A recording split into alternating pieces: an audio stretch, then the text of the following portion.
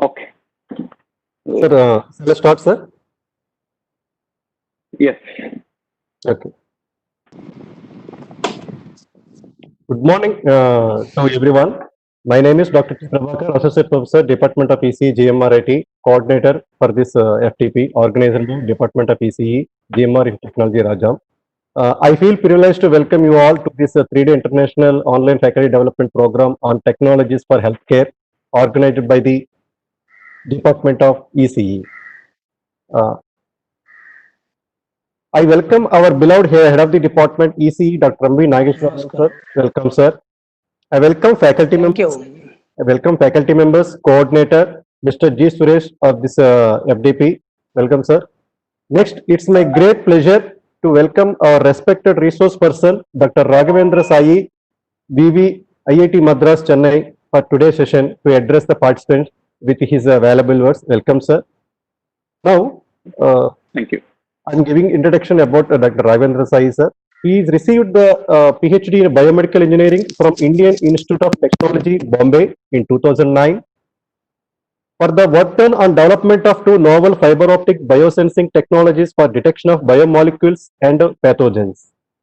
He spent 2 years of postdoctoral fellowship at University of Idaho, USA, working on development of SERS-based DNA biosensor receptor mediated detection and explosive and application of nanomaterials for development of drug delivery systems for antisense and antigen oligonucleotide based therapeutics. He came back to India and joined IIT Madras in August 2011 as an assistant professor of biomedical engineering in Department of Applied Mechanics at IIT Madras, where he established Biosensors laboratory to focus on development of affordable indigenous in technologies for clinical diagnostics, water, food, and environmental monitoring. Since July 2017, he is working as associate professor. He has authored 26 peer-reviewed research articles, more than 25 conference presentations, proceedings, and filed 3 patents. He is also recipient of prestigious Young Engineer Award from Indian National Academy of Engineering INAE and Travel Award from Epson Research Foundation in 2015 and 2016. Currently, 2 postdoc and 5 research scholars and working with him towards PhD and MS degree. Now I am handovering this session to Dr. Raghavendra Sai, VV, to address the participant with his valuable words. Thank you, sir. Good morning, all. I am Raghavendra Sai. Thank you very much, Dr. Prabhakar, for a nice introduction. Today, I feel really happy that so many of you have registered for this webinar, and then I hope that it will you will be able to make some you will have some benefit at the end of this talk. So, as I see, you are all are faculty members in some colleges, right?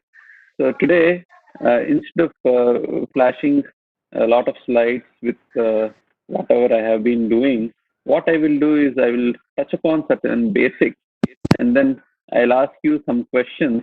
Of course, I'm not expecting any answers, but what is the purpose of asking these questions is basically to let you think and realize the importance of this particular field. So, as the title of this workshop, whatever you say, is technologies for healthcare. As you see, healthcare technologies are quite vast. In fact, everybody works in healthcare technology in one way or the other. They have certain applications in healthcare technology. Today, however, what I'm going to deal with is something that is very much alien to what you have been doing. If I guess that you're all from ECE background, you have your bachelor's, master's, and PhDs in electronics and communication and electrical engineering background. So you may actually have to have an open mind to basically go about this topic. So let me try to share the content, okay, and see how this works. So WebEx is kind of for the first time for me. So let me try to share content. Okay, so this is give me a minute so that I can set things up.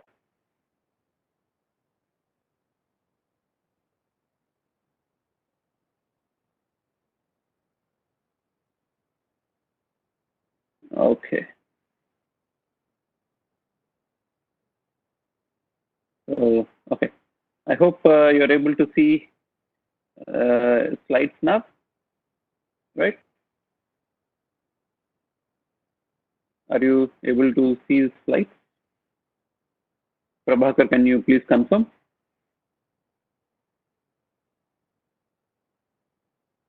Yes, sir. Okay, thank you very much. Visible, sir. So, great, thank you very much. So, this one, as the title of this talk says, point of care devices, the next generation clinical diagnostics. So, this is, I'm sure this topic sounds very much alien to most of you. If it doesn't sound alien, then I'm fortunate, and hopefully you'll also be appreciating this. But however, for people who really don't have any knowledge about what is point of care technique and clinical diagnostics, I'll give some basic slides that will help them understand what we are talking about, and then subsequently realize what we would like to do in this field. Going on to the next slide. I hope you are able to see this slide. What you really see on this is biomedical signal. That's the head title of this page. And some of the signals I have categorized already for your help, just for your own understanding. We can categorize these medical signals into several engineering disciplines. Okay, right? So, for example, if you are an electrical engineer, you will be able to give examples of the electrical signals originating from the body, right? Will it be possible? Yeah. For example, I'm sure you have come across ECG, electrocardiogram, as one technique, right? To diagnose any problems with heart. In the same way, there is something called as EMG, electromyogram. So that deals with the electrical signals originating from the muscle, other than heart. Heart is also a muscle, but what we are talking about here in case of other skeletal muscles is just muscular activity. You also have come across mostly EEG, electroencephalogram, which means the signals originating from the brain.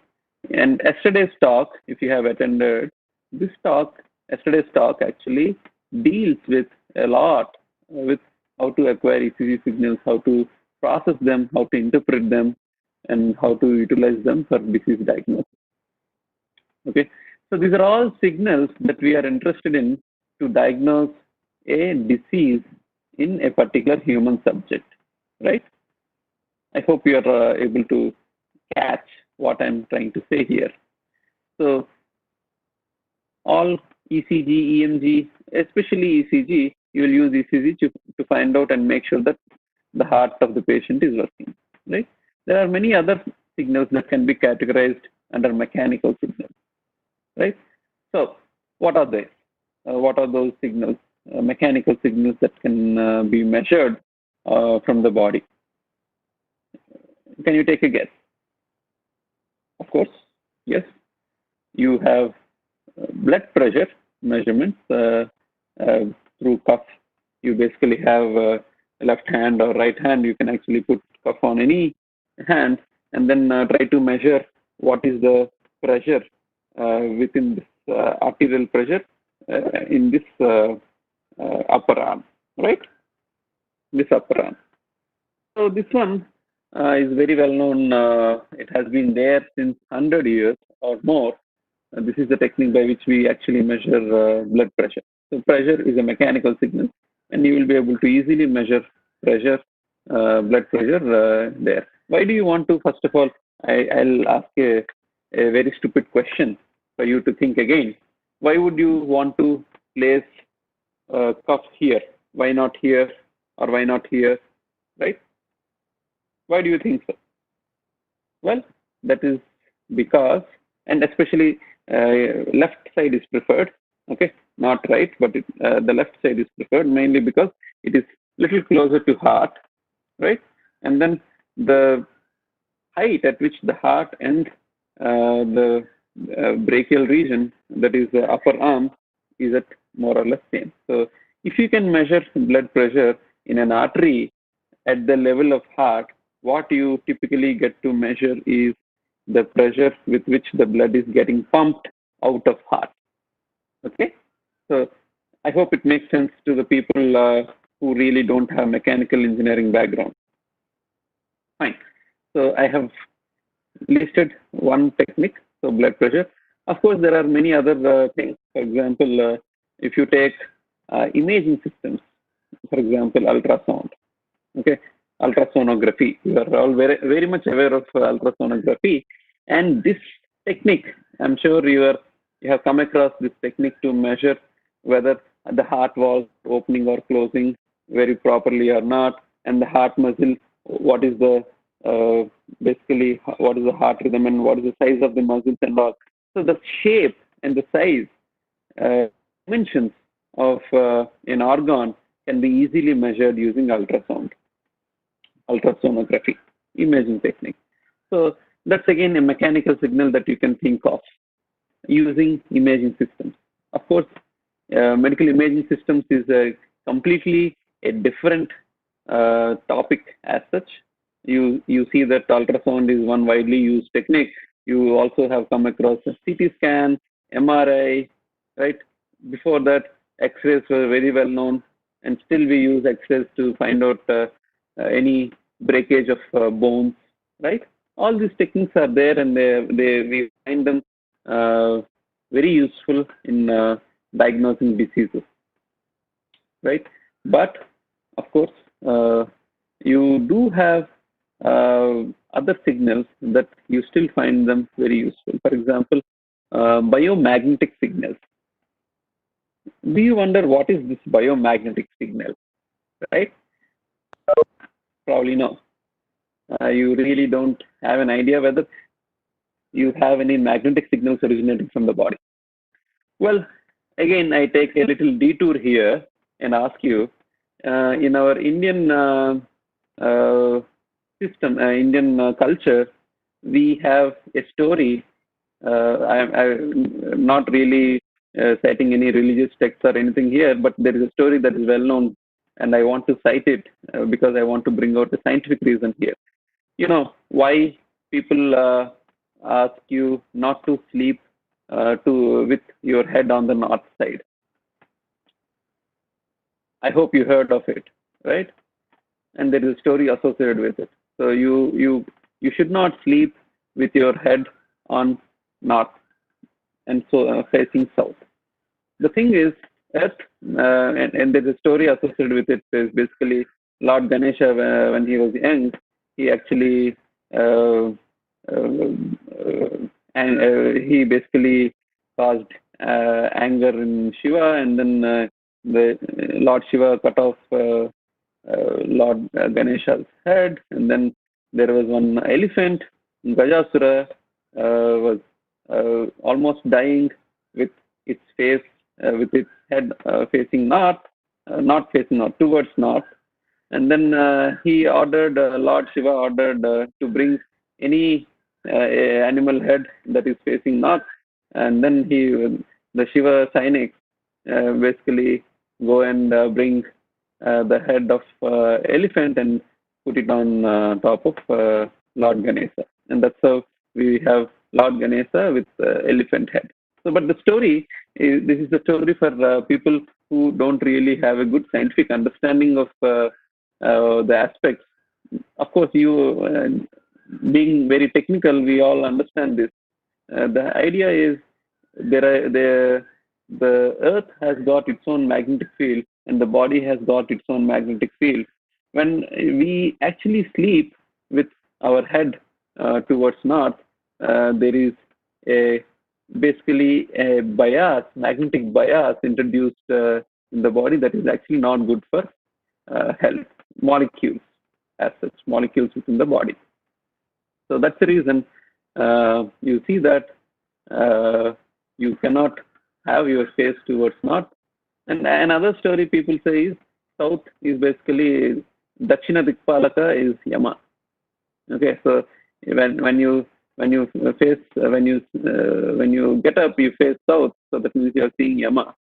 But all these are mainly to carry this information that the magnetic field exists, and then there is a magnetic field in the Earth and magnetic field of humans, which should not come aligned, so that the body doesn't get polarized. Okay, so well, it's a long story. I hope you just got a little familiar with all these things, so you are able to connect the mythology with science. So, right. So I'm not a Swami who is trying to make connections here, but believe me, so this is something that we have to discover ourselves, especially the Indians. Okay, so bioacoustic signals. Can you point out bioacoustic signals? Well, yes, heartbeat. A simple pulse, heartbeat is something that actually tells whether the person is doing good or not. And there are several acoustic signals that originate from the abdomen and from the joints, right? All these are acoustic signals that actually give some information about some regular functions of the body. All apart, there is something called as biochemical signals. And this is what we are going to discuss in today's topic. So I hope you have not got bored with me, and you're all with me now, right? So if you have any questions, I don't know how to basically share, see what you actually, any questions that you have. Let me see. I think I'll be able to still see if you have any questions. Okay. Now, biochemical signals. What are they? Why are they important? I'm sure nobody likes. Everyone is with ECE background here. I assume. If not, if there are some chemical engineers, probably they feel a little familiar with it. And if you are only electronics and you have read about only electronics and nothing else, you don't worry. Only thing is you have to just go to your basics and tell me how a silicon is a crystal. A silicon material used for fabricating electronic devices. What is the chemistry behind the silicon wafers? Well, if you ask this question, you will see that yes, there is chemistry everywhere. Chemistry is in what we use. Chemistry is in what we are, right? So we are all an assembly of chemical molecules, and that assembly behaves a little complex way, and we call those complex chemical molecular assemblies arrangement as biology. Okay. A simple interpretation of all these chemicals as a solid substance is called as physics. So I'm not a chemist. I have been. I was an engineer. I did my electronics and instrumentation engineering at Sir C.R. Reddy College of Engineering at Andhra University, affiliated to Andhra University. There, Also, there I was doing engineering and I didn't like chemistry at all. But I started appreciating chemistry only after I started my PhD at IIT Bombay. Well, I hope you'll appreciate some chemistry here as well. Uh, so, well, what you see, what are different biochemical signals? Well, we are all India is diabetic capital of the world, more or less. We are going towards it, if not already.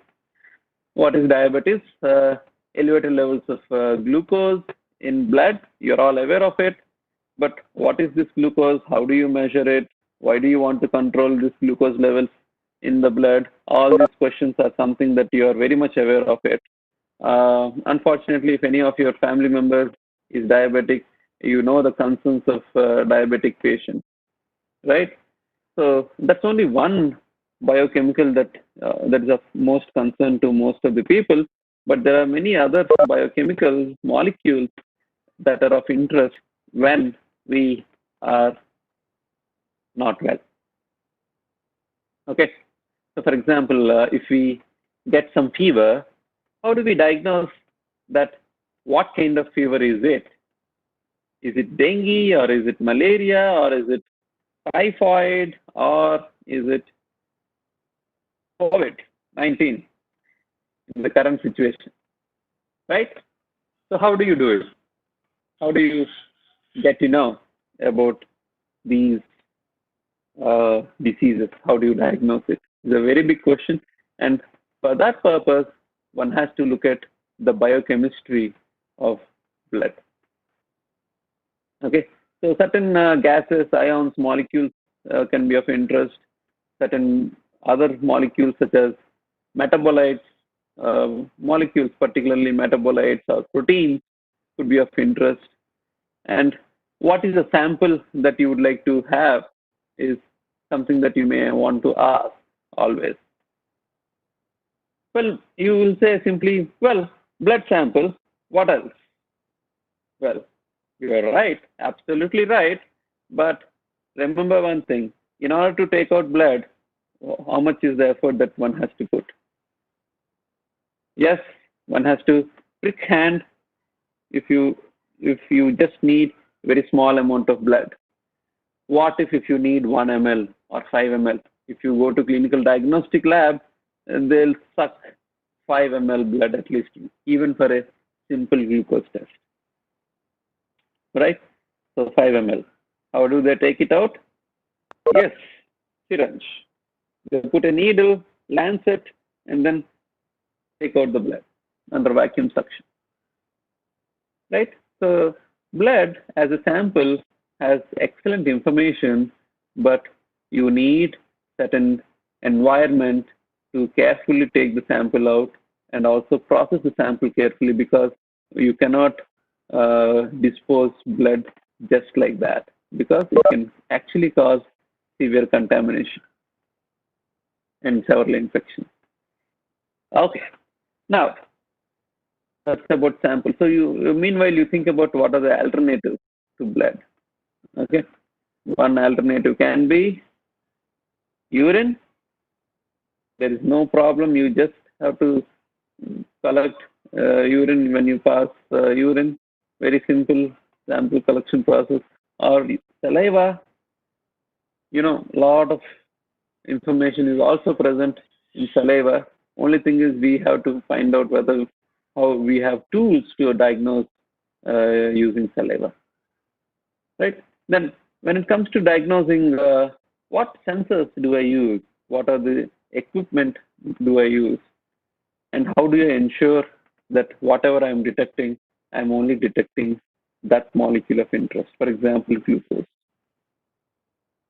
Okay, so the next slide shows up a table taken from a well-known textbook, Medical Instrumentation, Applications and Design by John G. Webster, right? So as you see, what you have got is a small list of a very small list of important constituents of blood. Blood has dissolved gases like partial CO2, O2, they are all dissolved. The blood pH is maintained. You have hematocrit, that is the volume fraction of red blood cells, and what is the total hemoglobin, right? That is also important. What is the concentration of oxygen in blood? That's another important factor.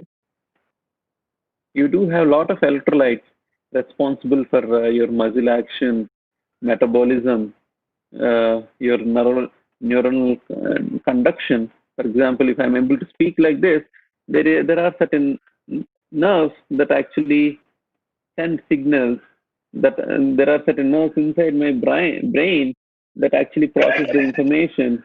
All that really happens mainly because these neurons are firing, continuously firing. And what do you mean by neuronal firing? Probably if not covered as in yesterday's talk, neurons communicate with each other using synapses. And this communication, means of communication are nothing but potassium ions. Potassium ions, calcium ions, you do find a critical role in muscle contraction. Of course, sodium, you are aware of sodium chloride as well. So, well, the extracellular matrix, entire blood actually is rich in sodium chloride, right? So these are about electrolytes. You do have metabolites. The major, one of the most important metabolite is, of course, glucose. And then you might have also heard of lactates, creatinine, urea, right? There are several of them. It's a small list. So the question that I want to ask is, how would your uh, glucometer at home work? It has, it takes blood, and if you look at blood, it has so many constituents. Not only, in addition to glucose, there are thousands of molecules, tens and thousands of ions in given small volume of blood. Okay, so how would your detector specifically detect glucose alone? Right, this is a very important question to ask. Why? Because you will come to know that it's quite difficult if you would like to simply measure glucose in a solution. A pure concentrated glucose you can take and find out and tell me the concentration by some means. But if you take blood, which is a complex mixture of all these molecules, ions, and then gases, it's quite difficult. So you have to go and look at the nature's way of doing things. Nature has got proteins. If you understand, nature has got proteins, and each of these proteins has got its own specific function. Okay? Each of these proteins has got its own specific function. For example, there is an enzyme called as glucose oxidase. This glucose oxidase is something that oxidizes glucose alone, whether any number of interferents are present in the sample. And how does it happen is basically you have to imagine uh, a, a thread kind of thing, a threaded ball. Okay, assume that as a protein. Okay, and this protein is like this is why a thread actually, and this thread is randomly wound up as a ball, not in an order fashion, but a very random fashion. Okay, fine. So then you have some edges, you have some portions where there are certain gaps. Okay, so these are called as epitopes, and this glucose molecule simply goes and simply is held there. This is an enzyme. This enzyme has got a small slot. In that slot, only glucose fits in. Okay. Any questions? I'm hearing something. Is there any question? Okay. Yeah. Fine. So let me continue. Could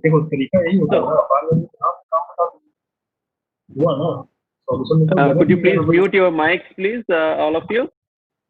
I'm hearing something. It will distract my attention. Thank you very much.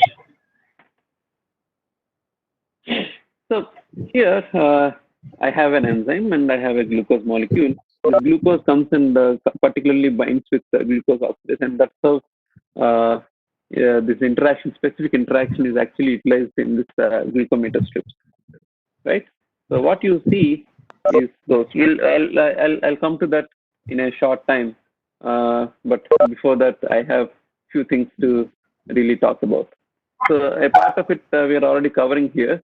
Analyte detection. We call anything that is of interest, anything that we want to measure, any molecule that we want to measure is called as an analyte. Okay, you have heard of analysis, right? Data analysis, data analytics. So analytics is known as a tool. Analysis is called as process, and analyte is the measurand, the unit that the data analytics people are going to handle. Okay, that is analyte. But the analyte that we are going to handle here in clinical diagnostics is a molecule of interest. Okay, so definitely there are a lot of processes in place. This biologists, we have to appreciate the biologists. In fact, engineers make things, biologists utilize what engineers have done, and they do a lot of hard work. Engineer's job ends with making the device, whereas the biologist's job starts after an engineer makes a device and hands it over to them, because he has to handle more complex systems such as human tissue, which is typically like blood. Blood is also considered as a tissue, but it's flowing. So remember, if anybody asks you whether blood is a tissue, yes, blood is a tissue. So they have to handle blood, or they have to handle cells, right? And they have to make sure that the cells behave predictably. All that, it's a tough task that a biologist has got. Okay, physicist, chemist, and biologist. This is how the toughness of the work increases in the order.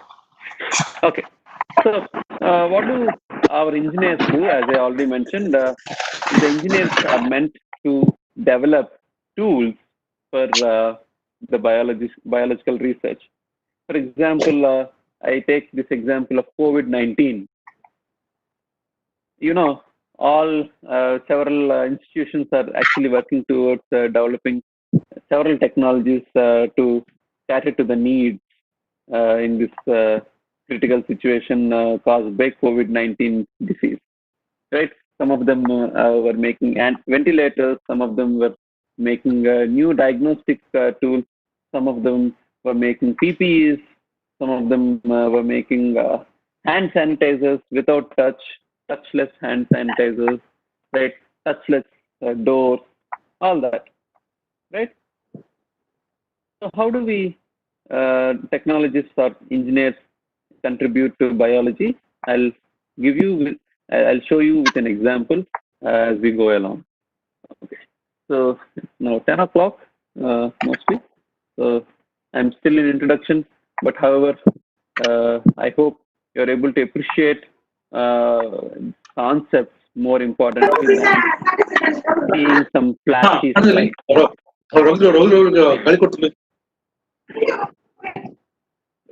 Again, I am requesting somebody has switched on the mic. Please mute your mic.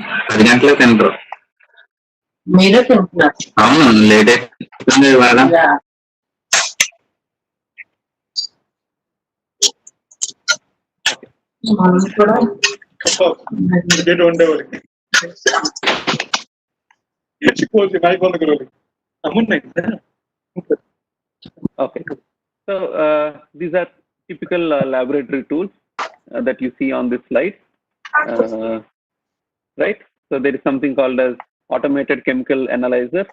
This is typically it consists of spectrophotometry and chromatography. A blood sample is taken. A complete blood count can be given out by these devices, these equipment. Okay, so that is automated chemical analyzer. You also see on the right is basically an electrophoresis technique to actually distinguish proteins or DNA with respect to their molecular weight and charge. Okay, so and these are regularly used ones, and there is something called as ELISA. It used to be there until 5-10 years, but now it is not there. But the basic principles are still in use in clinical diagnostics. ELISA, as you see, it's known as enzyme-linked immunosorbent assay. Here you see that. So assay stands for any procedure. Okay, if you do any process that is called an assay, immunosorbent means immune. So it uses immune molecules such as, in fact, antibodies. And these antibodies, some of the antibodies are tagged with enzymes. So enzyme-linked immunosorbent assay. As I mentioned in the previous slide, how do you impart specificity to detect any biomolecule? Of course, if I simplify this question, how do you cut a diamond? Well, you all know about it. You will cut a diamond with another diamond because diamond is the hardest substance, more or less. Of course, people debate it now. People say that graphene is the hardest substance, not diamond anymore, but whatever. So we all know that in physical form, in utilizable form, graphene, whatever it is, it's a nanomaterial which got Nobel Prize, the story of which has got Nobel Prize in 2005 or 2010, I don't remember exactly.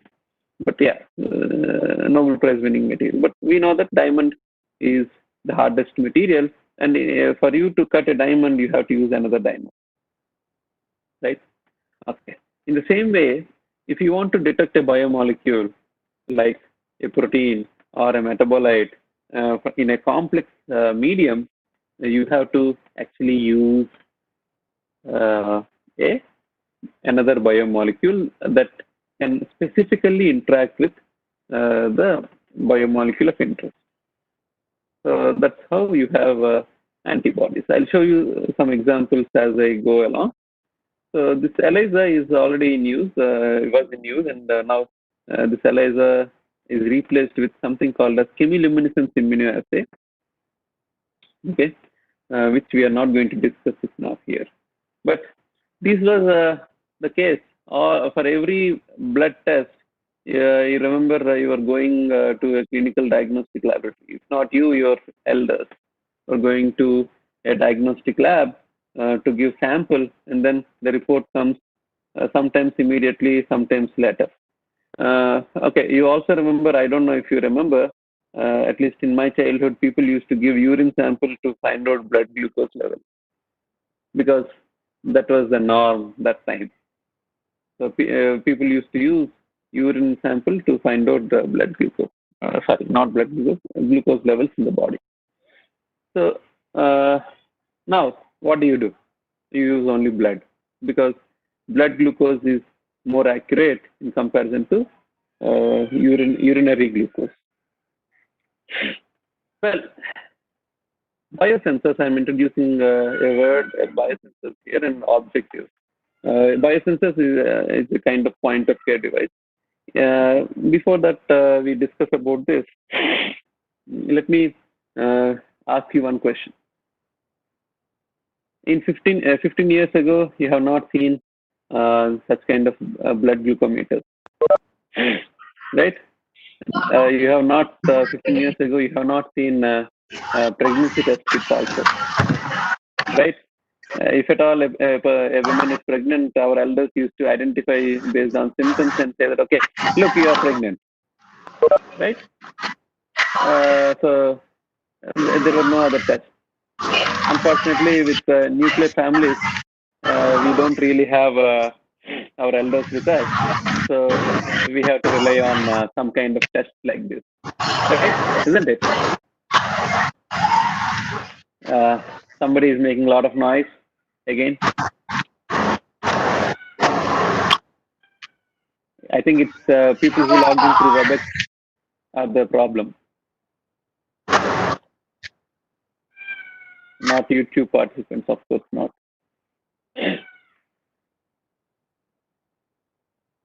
Okay, thank you very much for muting your mic. So this difficult tasks have been made very simple, and these difficult tasks are made simple by some devices called as biosensors. And we don't call them as biosensors, but we simply call them as point of care devices, just for the sake of ease of remembering and colloquial use. So this blood glucometer that you can see on the top, right, left-hand side, actually has got a strip. The strip actually has got an enzyme on it. And when the blood comes in contact with this enzyme particularly oxidizes glucose, and then some H plus ions are generated, and these H plus ions are either converted into color or converted into cause a change in pH, and that's what you're going to measure. Okay, and that's how it works. Whereas lateral flow assays, they are completely a different technology. It's a paper technology. So there is a nitrocellulose paper that is basically, you have a paper, it's all porous, right? So at some time, if you are married, and I assume people are, you're all faculty, and I hope you're married and you have used a pregnancy test kit. If not, just out of curiosity, you may use it once if you're interested, because from the scientific technology point of view. So once you put a sample on the sample pad, the sample goes inside, and then some color shows up after some time, like 2 to 5 minutes. If you see one band, it is control band, and if you see control band, it is test is negative. If you see two bands, test is positive. That means the subject is pregnant. Right? Happy news. Sometimes not so happy news also for some people. We will not discuss about it now. Okay. So I have one favorite question here. Why this color? How do you see a color? Do you see this as organic dyes, like the way you have on your clothes, or is it something different? Take a guess.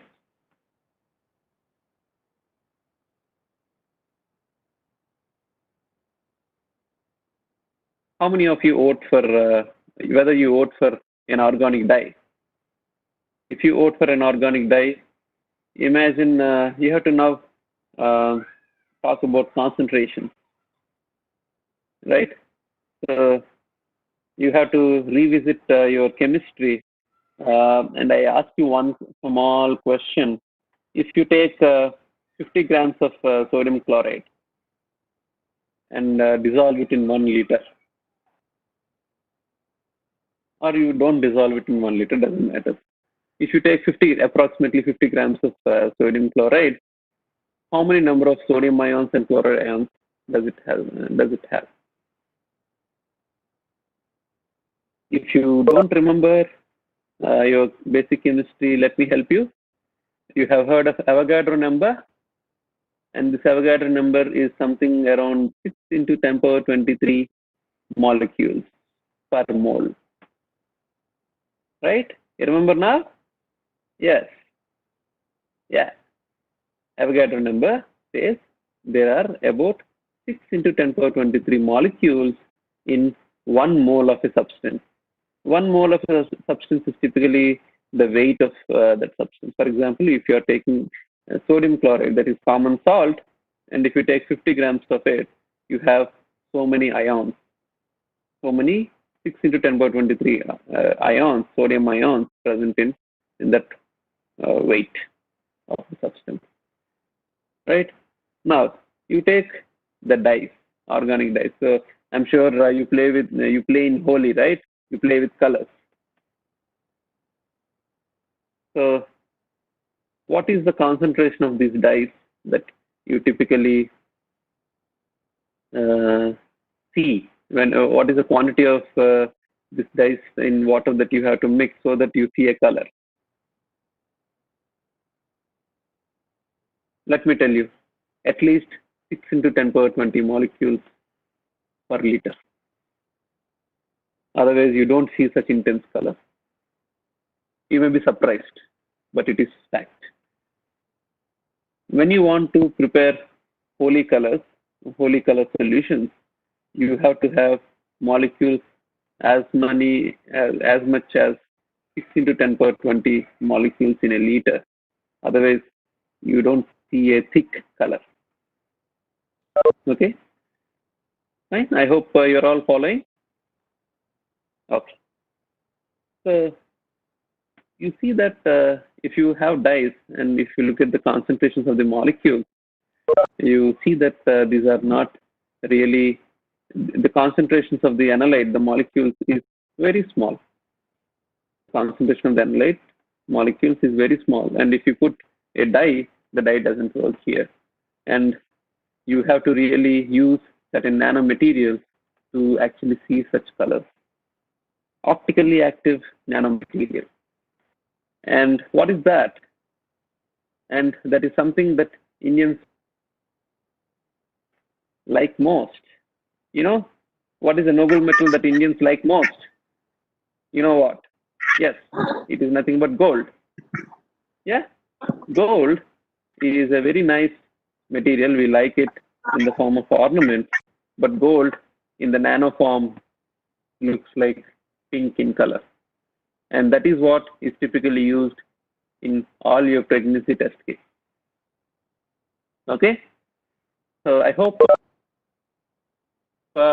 you are able to appreciate this concept of nanomaterials in this context of diagnostics, clinical diagnostics. So nanotechnology is already there, working for you. So nanotechnology is not a myth. Nanotechnology is already in use. Okay, so the idea is the biosensors. In fact, the idea is to actually get a lot of such kind of laboratory-based techniques into a point of care or home-based devices. So the technology that we would like to develop now is whether is it possible to bring all these techniques to the extent possible, simplify them, and let us have simpler tests. You don't want to have the complex instrumentation. For example, in India, we actually are even though we are fourth largest economy in this world, we still have to consider ourselves poor. Why? Because 50% or more of the people really don't have access to healthcare technologies. So that's the reason we are still a developing country. So for the world, we are becoming largest economy, one of the largest economies. But for us, we still don't really have good access to healthcare technologies. So that's the fact. So whether we can use this biosensing technology to bring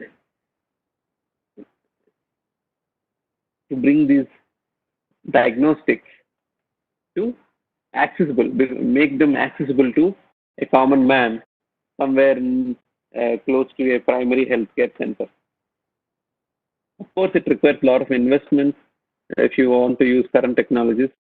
Whether now being EC engineer, EC engineer or electrical engineer or mechanical engineer or computer engineer, will you be able to come up with these technologies that actually allow us to see that day where we are equipped to provide healthcare for every citizen of India.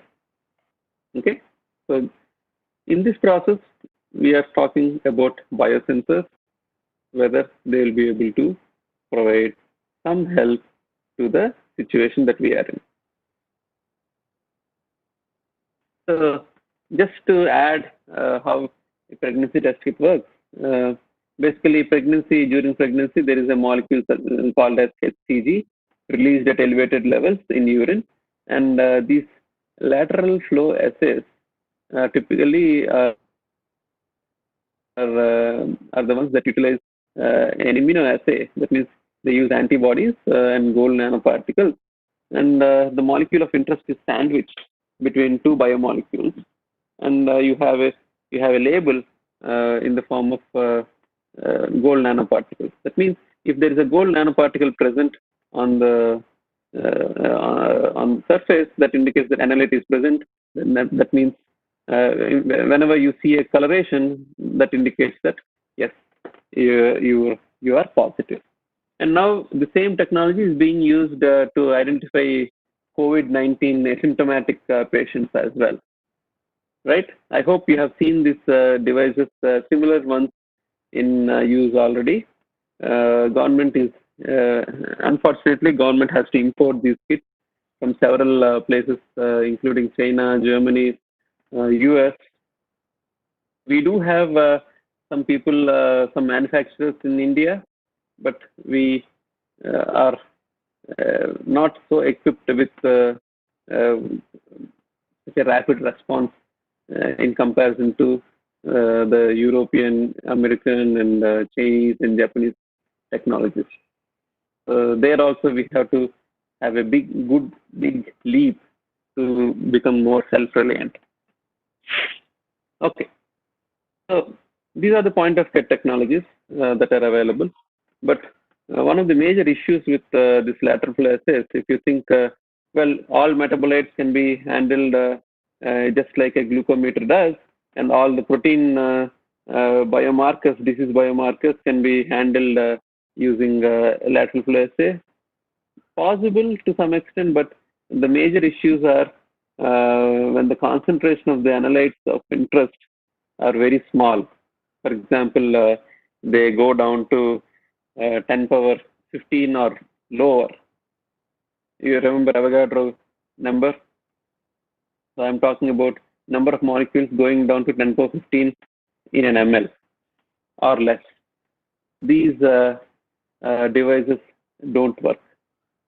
And most of the times, that's why you have to resort to a regular laboratory-based technique to identify the particular disease biomarker. Okay, so the idea is to develop point-of-care diagnostic techniques that will basically have a higher sensitivity than the existing technologies such as LFA or lateral flow assay. Okay. Why this is important? Imagine now there is a COVID situation. Imagine a situation where a person in a remote village actually is complaining of left hand pain in left hand. I'm sure you are aware that if there is a pain in the left hand, it is most likely it's going to be myocardial infarction, and if it is more severe, it's going to lead to cardiac arrest and death of the subject, of the person, right? So if the person is in a remote village, you want to identify whether this is normal pain or this is something like related to heart attack, right? So how do you diagnose it? They will not have any this thing. So if you confirm that this is myocardial infarction or heart attack, you simply introduce aspirin, blood thinner, to dilute the blood so that you can, for time being, avoid heart attack. But if it is not heart attack, and if that person occupation is very dangerous, like handles sharp things in a factory, something like that. So it's quite difficult, right? If administering blood thinners has a lot of risks also. So you don't want to administer blood thinners just like that. So there is one thing. And then, for example, if a person is having fever, if it is dengue kind of season, of course, we know, okay, this is dengue, so people will take rest. If it is typhoid or something else, one has to really test, and then only one can actually give medicine. If it is a bacterial infection, you can actually administer antibiotics. If it is a virus, you don't really have a medicine except the person being asked to take rest and do nothing else, right? So that's the treatment. So the medical treatment really depends on the medical diagnosis. The accurate diagnosis of the disease is very important to to provide an appropriate treatment to the person. Okay, so medical diagnostics has got a lot of importance. That's all. And in a situation where a person is actually going for a regular health check, and he or she wants to make sure that there is no cancer getting developed in the body, how would you make sure that it is not so? So there are certain markers. Of course, they are not well established yet. There are certain markers such as prostate-specific antigen that's considered as a marker for prostate cancer. It doesn't mean that if elevated PSA means prostate cancer. Don't misquote me anywhere. But it can be an indicator. So like that, there are definitely some biomarkers that can be utilized to actually identify any problem anywhere in the body. So early diagnosis is one important aspect that you can actually attend to using point of care devices. Okay, HIV/AIDS, bacterial contamination, I already mentioned. So these are some of the important topics where the point of care device can work. But the current limitations, as you see, large sample volume is necessary. Cost of reagents is going to be quite high if your sample volume is going to be high. Reaction times are quite high. For example, CLIA, you can actually do a batch process, but if you don't have enough samples, you have to run your test with limited samples, and that actually increases the cost of this diagnosis. And either typically the hospitals absorb or the cost is passed on to the patient or the subject, right? So if you have a point of care device and if it is sensitive enough, it simply you can actually bring down the cost of the diagnosis by 10 times, in fact. Yeah, because you don't need a big laboratory, you don't need a high-end equipment, all that are gone. So that's where the technology kicks in, and point of care devices have a future in this field of diagnostics. So this point of care diagnostics can be helpful where there are not many skilled personnel. India, even though we have a very high population, unfortunately, India suffers with lack of skilled manpower. And I am sure you experience in every bit of it. If you call a carpenter, the job may not be up to the mark to your satisfaction. If you call a plumber, it may not be up to the mark, right? So there are definitely good skilled workers, but on average, the skill levels are very poor in India. And this is my personal observation, and it's also my personal experience that I have so far come across. I'm sure you may also have similar experience. So we are really, even though our population is quite large, we really don't have skilled manpower. So that's unfortunate to us. And I hope the Ministry of Skilled Personnel is going to come to rescue and make people more skilled. Anyway, so That's one thing. And infrastructure, of course, you know what is the infrastructure that we have in primary healthcare centers. Close to zero, in fact, right? So that's the reason we need low-cost technologies that can be handheld and that will empower our village workers, village health workers, right? And you remember one thing: if you can actually provide healthcare at villages, government spending on healthcare can drastically come down. Why? Because a stitch in time saves nine, right? Government spends a lot of money on tertiary health. If it can switch from tertiary health to primary health, the tertiary health is quite expensive.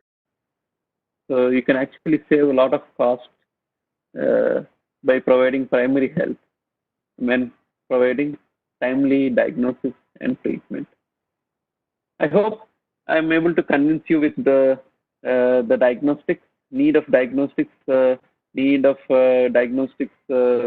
going to primary healthcare centers, not concentrated in some metros, right?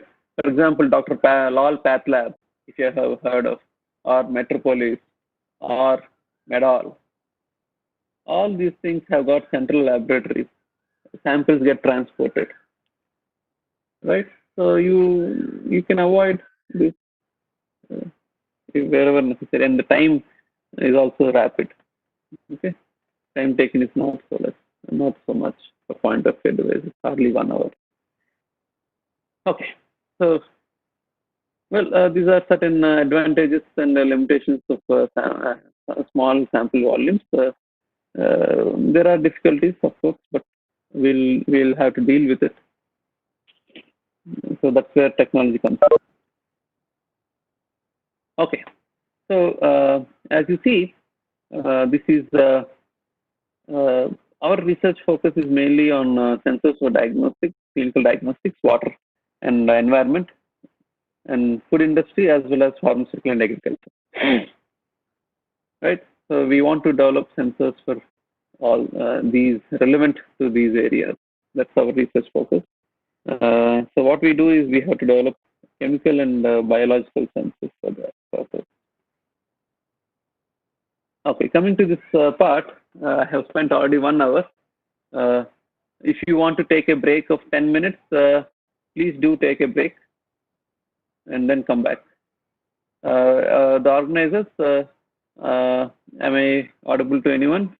Any of the organizers?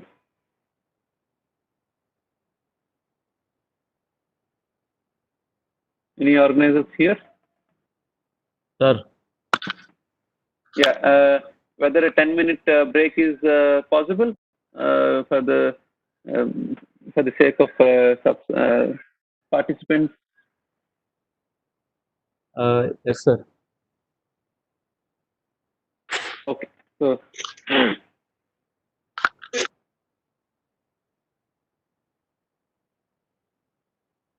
Hello.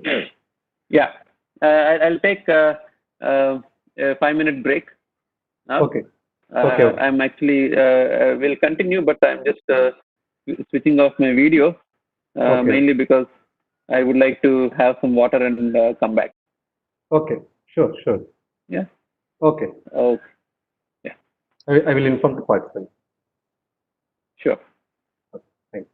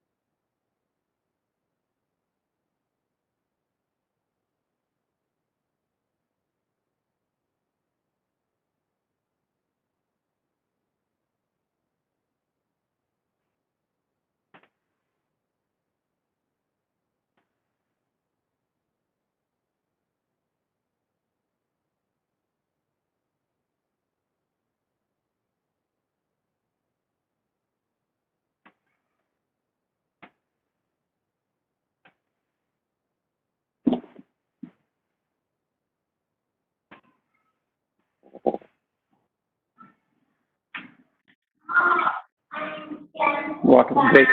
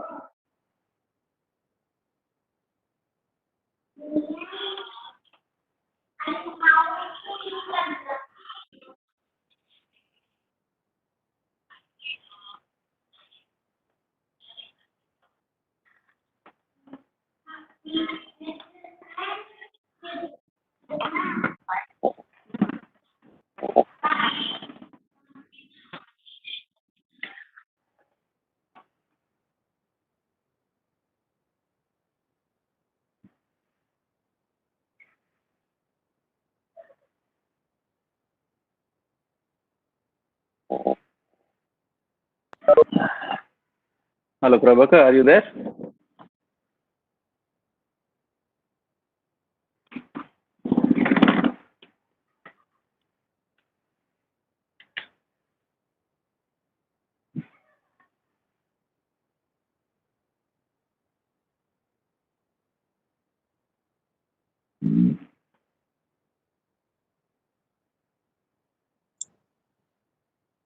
Introduction.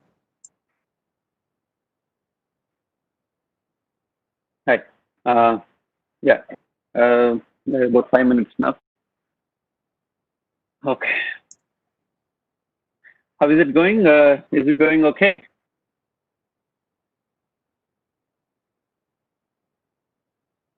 People, anybody wants to give some feedback? Participants?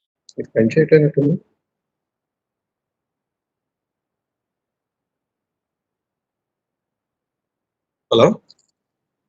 Yeah. Hello? Hi. Hello.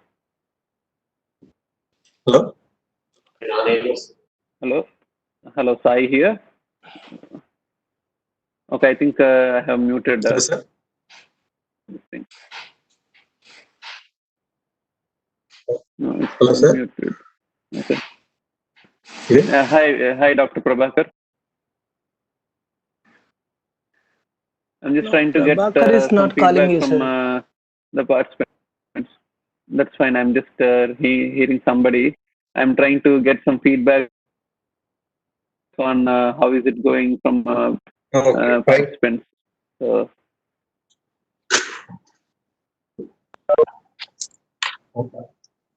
Prabhakar,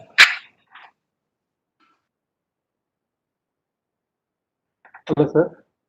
yeah, you're muted. You're muted. Sir is talking to you. You're muted. Okay, okay. Yeah. It's fine, sir. Session is going well. It's around 200 participants are in live to about 200 plus. okay. So, can I get some chit chat from people? Any queries? Any queries So, kind of thing? yeah, right. Yeah, So yeah. there's a feedback link somebody is So, typing, but one can actually use a YouTube window otherwise. yeah. YouTube window, they are actually they given that very informative session, very good session, and YouTube comments they given the biomedical.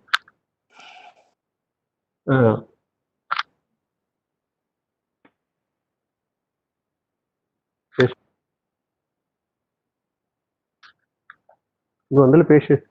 Uh, Uh, okay, one question. somebody is talking about yeah. One question is there. That WhatsApp group they are asking one question. That is that Okay. which material they used for the glucose levels? They are checking strips.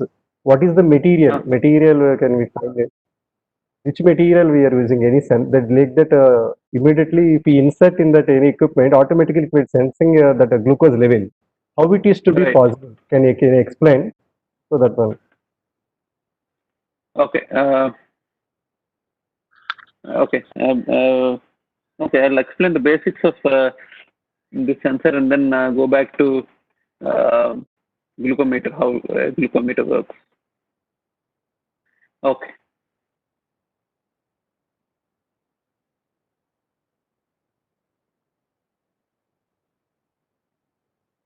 Okay. So I'm getting a lot of inputs on the chat window on YouTube. I'm seeing them.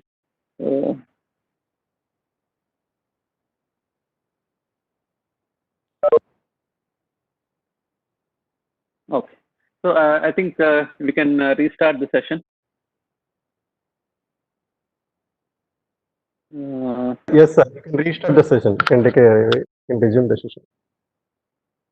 Yeah. So I have to share PPT. Yes. And then maximize it. Go to presentation mode. Okay. Okay. So, am I Yeah, live on YouTube? YouTube live. Okay. 1 minute, sir. I'm checking. Re-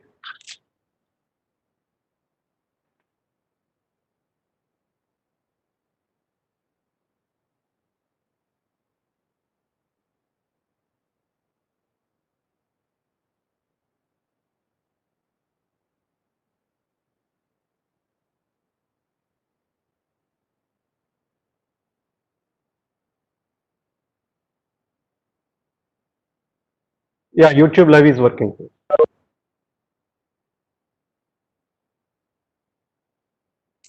Sir?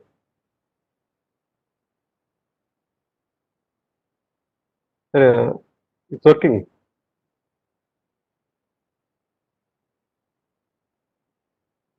Voice రావట్లేదు. Hello. Hello. Voice not audible. Hello. Sir, you are muted, sir.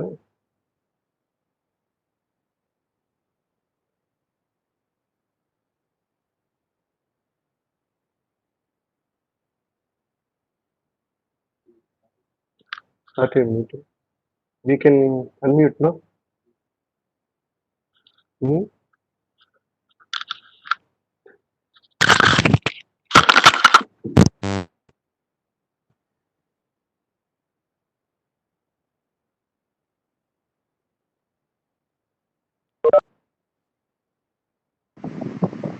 Sir, Sai sir, you are on mute, sir. Let me Yeah, find out okay. how I can do. Now okay, sir. Now okay. Now okay? Excellent. Yes, sir. Thank you. Screen is not visible. Audio is okay. Okay, Now I'm screen sharing came. the screen. Yes, screen came. Okay. No issues, sir. Prior to that, you are on mute, sir. You can start from the beginning. Okay. For 1 minute, you are on mute. I have not started it anyway. It's okay. Okay, sir. I hope now I'm audible to you. The slides are visible to you. Yes. Everything is Yes. fine, sir. Okay, Fine, sir. great. Fine. Thanks. Fine. Thank you. Thank you. So we'll continue this session. This is something we are now talking about architecture. I got feedback on feedback to explain how things work, especially glucometer. I will come back to this point where I will explain how a glucometer works. But let me currently go ahead with the architecture of a biosensor. Okay.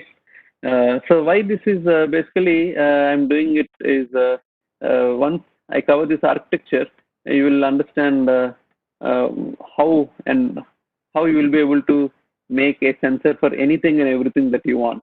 Okay, so that's the idea. Well, as I mentioned, there is always a molecule of interest. We call it as target analyte, right? So what you see on the top right corner is a box for target analyte. So somehow you have to detect this. So how you would do it is basically, as I said, cut diamond with a diamond, another diamond. You actually detect a molecule with a molecule, as either it's biomolecule or a molecule of a chemical origin. doesn't matter. If you use a biomolecule, you will be able to specifically detect that analyte of interest. Okay, so a biosensor typically has got two components. One is biospecific recognition with the help of a bioreceptor. Okay, and then second one is the transducer. So two components in a biosensor. One is the bioreceptor, and the other one is the transducer. So this bioreceptor is in close proximity to this transducer. Okay, so when a bioreceptor actually sees that this target has come and bound to the bioreceptor, somehow this information is passed down to this transducer. The properties of the transducer get altered whenever this target analyte comes and specifically interacts with bioreceptor. Okay, fine. Are you with me? Okay. So it's a very simple concept as far as the concept is concerned. When the target analyte comes and binds with bioreceptor and some subsequent processes, whatever it may be, the transducer, the properties of the transducer get altered. And if you can measure those properties, the measurements that you are making is going to be proportional to the target analyte.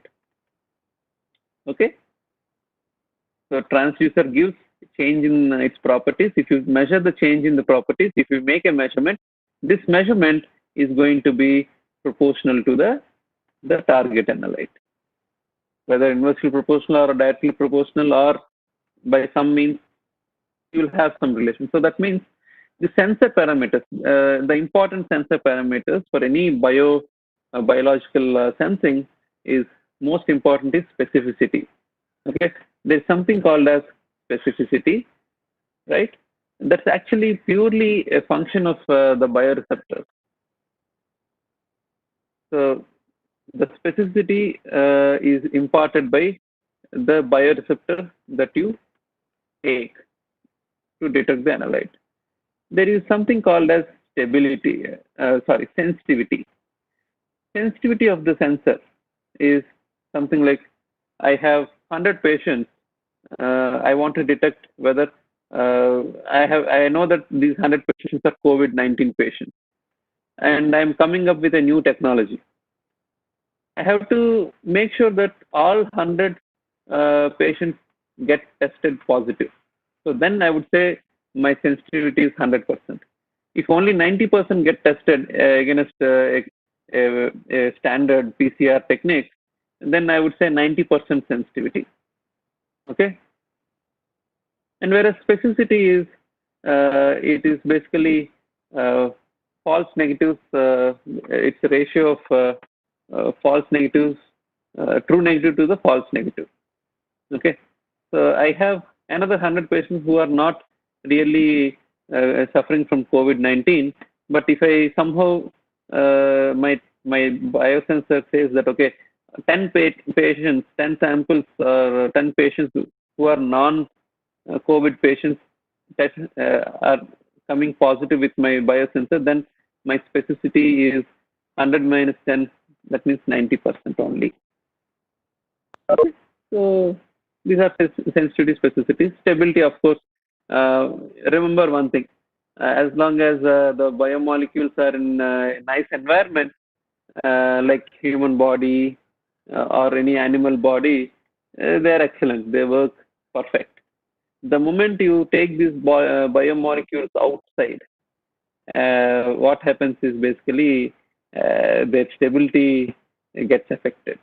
Okay, so the temperature conditions, humidity conditions, all these these environmental conditions are going to alter, and the pH and the lack of proper pH around these biomolecules is going to alter their structure also.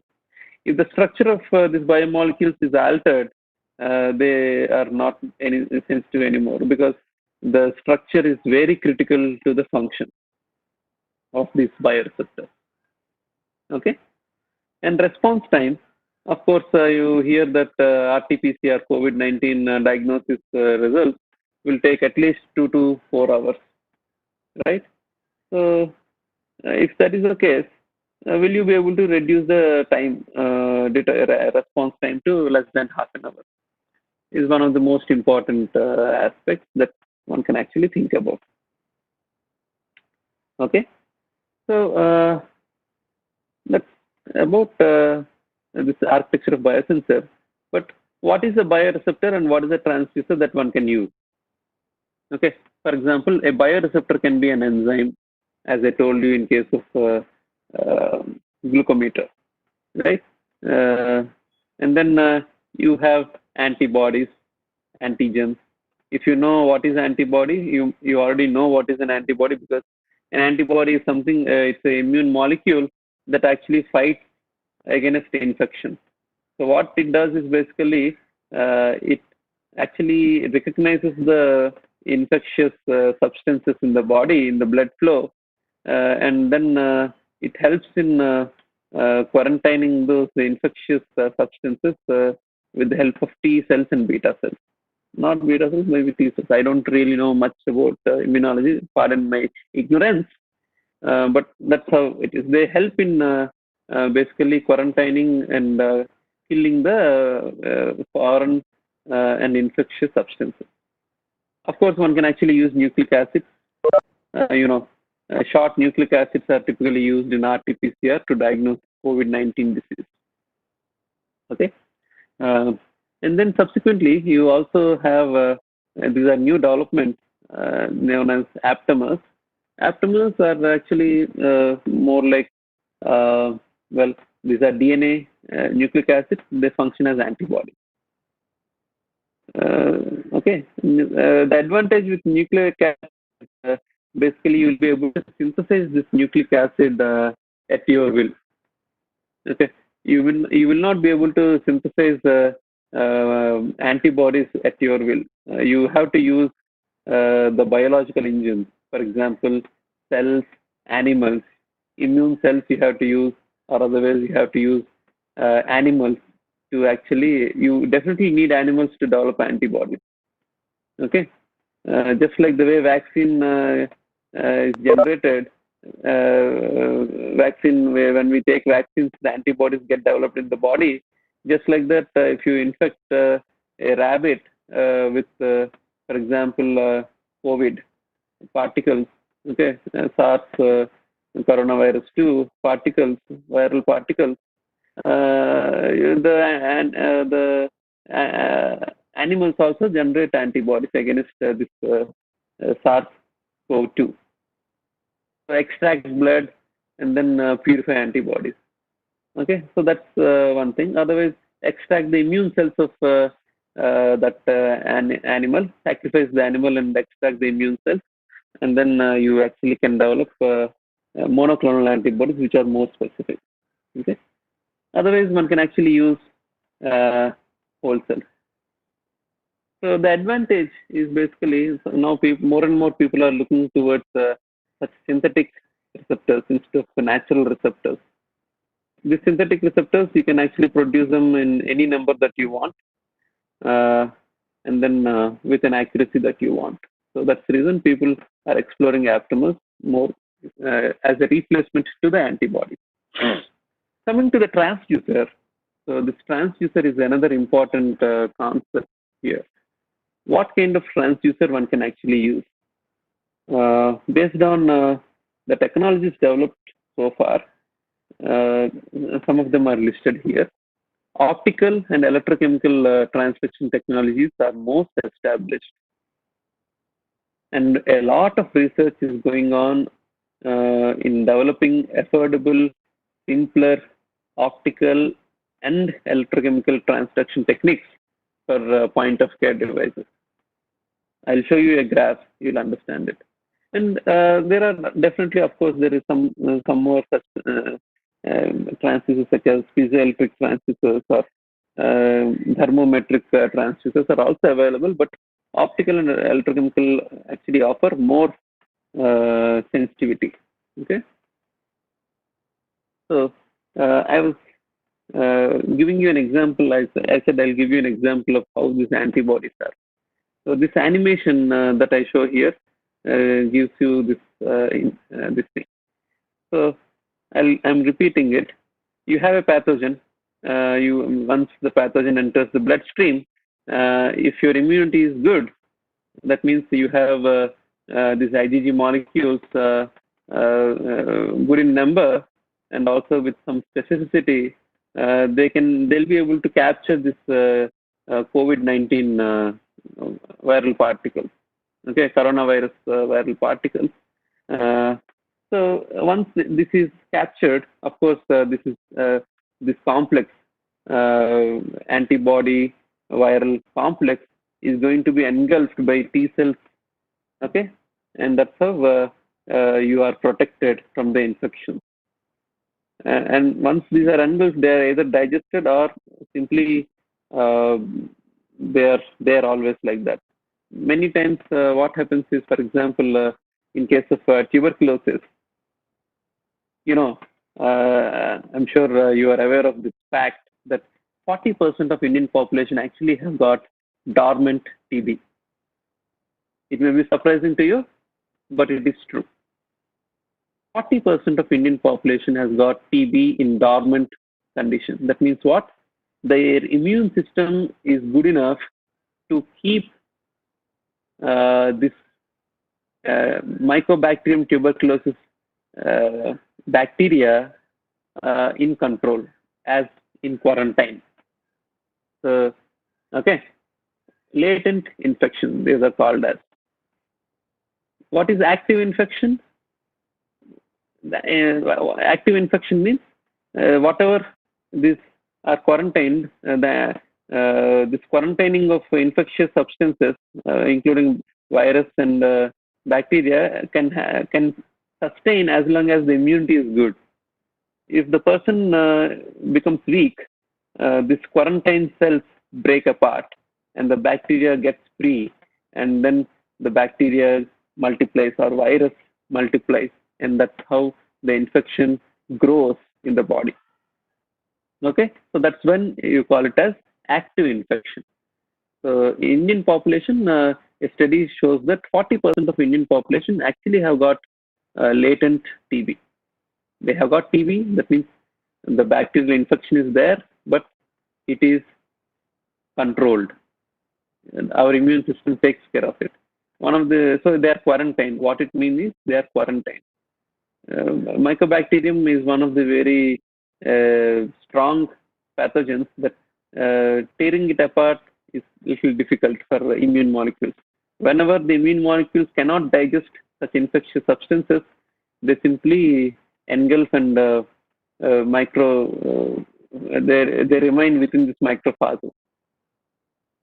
Okay, so we use these antibodies that are there in the body for sensing purpose also. How do we do it?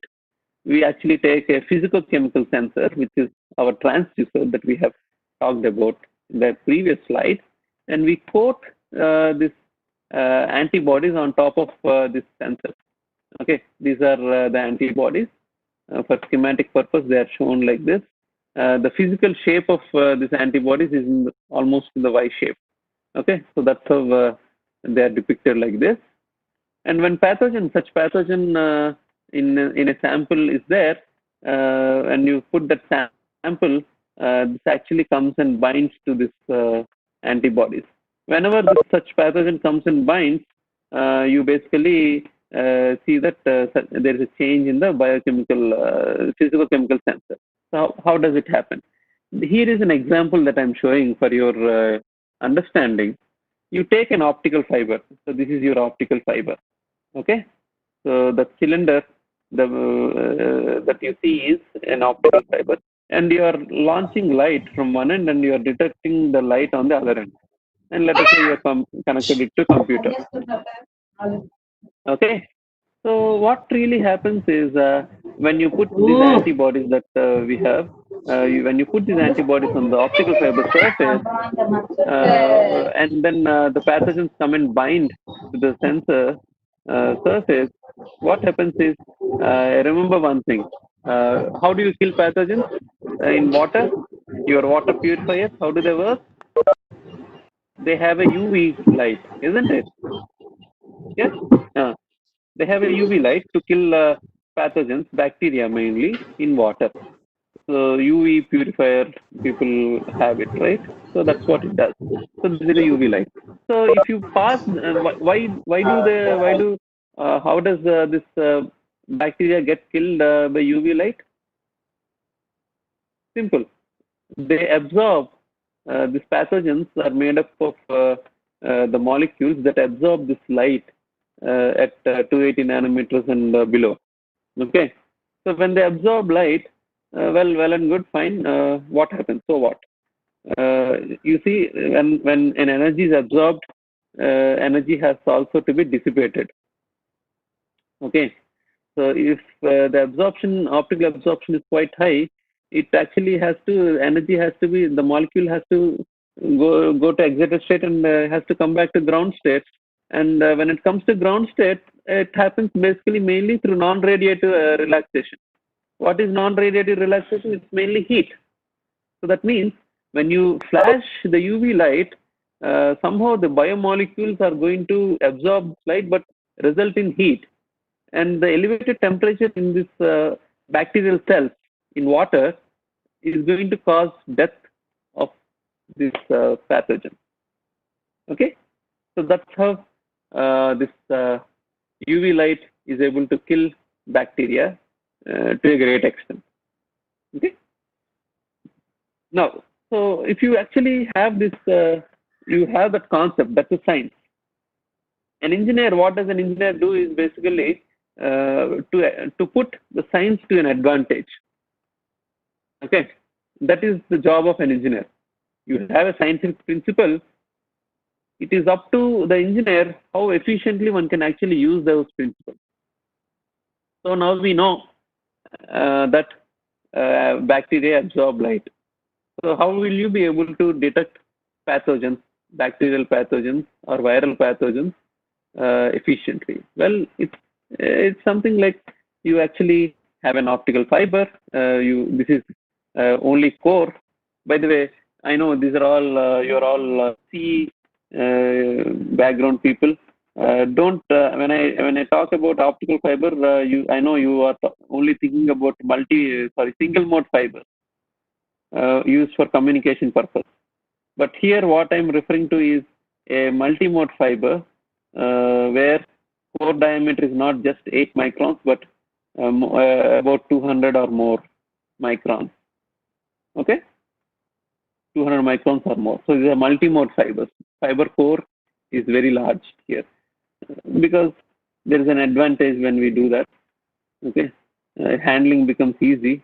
Single mode fiber handling is quite tough, right? You know, if you have done a laboratory experiment, you have to really connectorize the single mode fibers to be able to couple light efficiently. You can't imagine coupling light into a bare single mode fiber. Try doing it. I challenge you that you will fail to do it because it's only 8 microns. The core fiber diameter is only 8 microns, and alignment itself is tough, right? So anyway, this is what we are doing. So there is a principle called as events and waves. So what happens is when you declad the fiber, you actually have some small fields here. So what happens is when pathogen is present on the surface of the fiber, if you pass UV light here, basically this light is absorbed by the pathogen, and you will see a rise in absorbance over time, which indicates binding of pathogen. Okay, so 5 sensing strategies. This is another basic I'm talking about. These are all basics. Okay, I'm yet to give. Okay, I have maybe another half an hour. I have to wind it up quickly. So antibodies are immobilized, and then the analyte comes and binds. There are so many interfering molecules over here. You can see that, and then once you wash it, if you can actually detect binding of analytes to the surface, that's well and good, excellent. That's called as label-free assay, label-free biosensor. Okay, but unfortunately, there is a problem with label-free sensors. The specificity with which the pathogens or the molecules are detected is poor. Okay, so that's the reason people prefer such sandwich assays. So the analyte here, I hope you're able to see, this analyte here is actually sandwiched between two antibodies. Okay, sandwich, two bread pieces, and then you put butter in between. So butter is your analyte. The bread pieces are your antibodies. So, for example, if you have some topping on the sandwich, on topping, well, so that's the label here. And this label can be an enzyme or a fluorophore or gold nanoparticles, for example, or Raman active molecules. So those are called as labeled strategies. Okay, the labeled strategies with reporter molecules are known to be more sensitive and specific in comparison to such label-free sensors. Okay. So as I said, you have to think about the concentrations of the analyte in the sample. Okay, whether I'm taking a blood sample or a urine sample or a saliva sample, one of the most important questions that you have to ask is, what is the analyte concentration in the sample that I have? Right. So this figure that you see, taken from one paper published way back in 1994, that's about more than 25 years ago, illustrates the facts. Okay. Many times, for example, if you have metabolites, your metabolites are in the concentration of millimolar to micromolar range. Okay. If some of these analytes, biomarkers, disease biomarkers, maybe somewhere around nanomolar to picomolar. And there are some more analytes of interest that are actually in this range, femtomolar to attomolar. Attomolar means, you see, 10 power minus 18 molecules in a liter. Okay, so that means if you take 1 ml, how many molecules are going to have? Hardly you have few hundred molecules, that's it. So you're talking about detecting a few hundred molecules in a 25 microliter sample. So imagine how sensitive your technology has to be. Am I making more sense here? So there are definitely a lot of practical difficulties when you deal with diagnostics. The constraints are quite high, unlike the physical systems that we are able to master. For example, we have mastered robotics, automobiles, everything we have mastered. But there, you don't have such constraints. Whereas in biology, you have such constraints of ability to detect very low concentrations, ability to detect these analytes in a very complex media with a lot of interfering molecules around.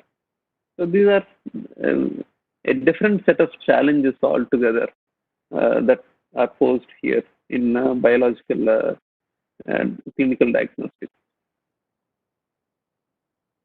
Well, you cannot, even if you take 1 ml, it's really useless many times. Okay, hardly how much you use is typically like hardly 100 microliters is what you typically use.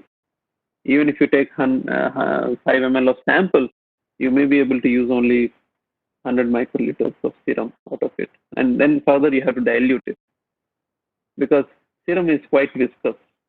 Viscosity means the molecules will not be able to move much in a viscous medium, right? So you have to dilute your serum by 10 times or 20 times or even 100 times sometimes. In fact, sometimes 1,000 times you dilute it. Right? Okay. So as far as bioreceptors are concerned, you see that these bioreceptors are actually categorized into two things. One is catalyst. So that means biocatalytical reaction can happen. This enzyme is, what does an enzyme do in a body? It catalyzes the biochemical reaction, right? The reaction goes much faster. Our digestion is so fast. Why? There are enzymes released in the digestive juices that actually break the food in no time and upon demand, right? So those are catalysts. There are some other things called as bioaffinity agents. Uh, Here, why they are called as catalysts, I have to give you a little more detail. You have an enzyme, you have a glucose molecule.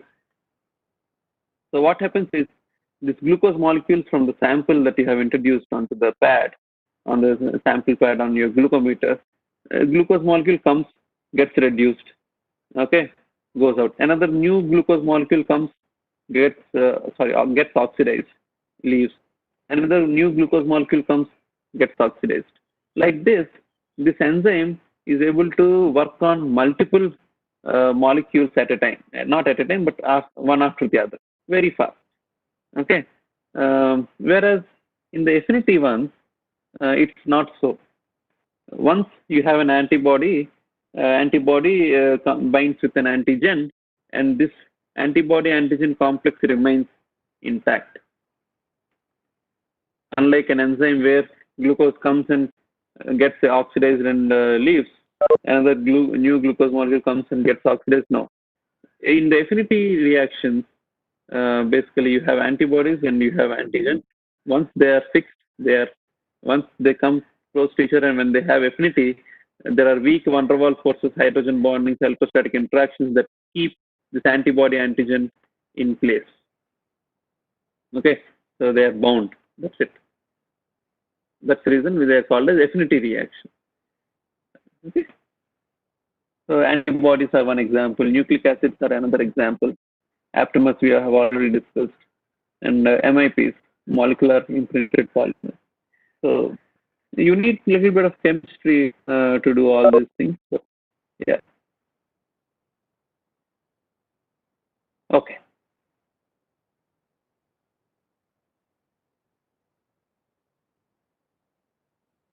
So when immobilization of bioreceptors, you do need to have this bioreceptors very close to the transducer, close proximity. So you just have to chemically bond these bioreceptors to the transducer surface. Okay.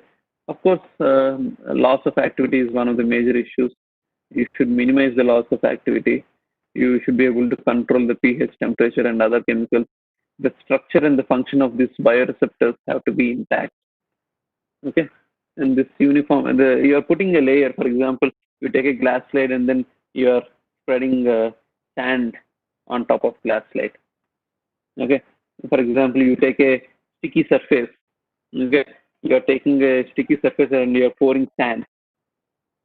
So some of the sand particles go and bind to the sticky surface. And then what you do is after some time, you remove the loosely bound sand. So wash it or whatever you do, whatever. What you see is some sand particles remain on the sticker, tightly adhered to it. So that's what is called as immobilization. But here, the substrate remains as it is, but the sand particles are nothing but biomolecules. Okay. So there are different ways by which you can do this immobilization, physical adsorption. I'll give you one example of physical adsorption. You take milk and boil milk in a vessel. Okay. Before we go to milk, I'll take one example of oil. So you take oil in a vessel, on a glass slide or in a vessel, whatever. You pour it out. You still have oil on the surface of the vessel? Yes. Why? Whereas if you take a clean utensil, very clean utensil, for example, clean glass vessel made of glass, you pour in water and you remove water. What happens? Do you see water all around? No, right? Water basically recedes, and you almost see no water unless there is dust on the glass surface. You don't see any water retaining on the surface of the glass anymore, right? Within the utensil. But oil sticks. So physisorption is a phenomenon where the molecules come and stick to the surface. Okay, like oil sticks to the surface, so that is nothing but physisorption kind of. Okay, you take milk in a vessel, again glass vessel, glass made up of glass. So pour milk, empty the milk. What do you see? You just like milk, you see some milk adhering to the walls of the glass, right? Why? Again, this is because of physical adsorption or physisorption. What are the things? Loosely bound, held by electrostatic interaction, by hydrogen bonding, van der Waals forces. So that is when a biomolecule comes in contact with the surface, because of the charges on its surface and because of the opposite charges on the surface, these biomolecules go and okay, this is my mobile, take it as a surface, and this is your biomolecule. So what happens is this goes and sticks to the surface. Biomolecule, this is the surface, goes and sticks. Okay. So there are other means. You can actually do an entrapment or microencapsulation. You simply take porous membranes. For example, what do you mean by porous membranes? It's more like a paper. You know what happens to the paper? You put a drop of water on paper, that paper typically absorbs water. What is happening there? The water droplet is taken by the glass, and water actually is going to fill the pores on the paper, within the paper. The pores within the paper are filled by water, right? So that is nothing but and for example, once that filling happens, and if there is polymerization, let us say, and that becomes a gel. Okay, put some sugar molecules. What happens if you drop salt water on a paper, or sugar water on a paper? Just do a test by yourself. That's very interesting experiment to do, by the way.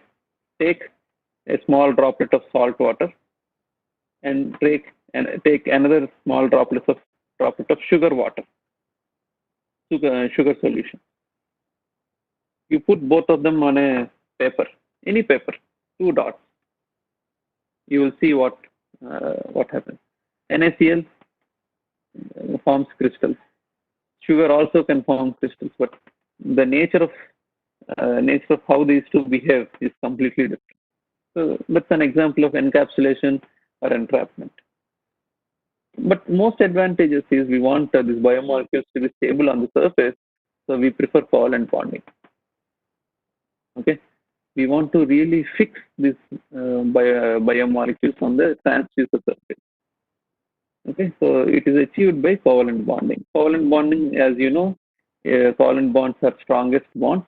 In order to break covalent bonds, you have to expend a lot of energy, so which doesn't really happen unless you provide a lot of heat to break the bond, right? So, but you can form covalent bonds by simply exploiting organic chemistry, right? So, for example, you can actually have amines and carboxyl groups. Okay, you will be able to actually bind carboxyls to amines using something called as carbodiamides and succinamides. Okay, you will be able to bind primary amines to thiols, like that. So there is good chemistry in place that can actually allow you to have a good covalent immobilization of these biomolecules on top of any surface. Okay, I hope you are able to relate and understand the concept. Okay, so I'm going ahead. This is about surface functionalization.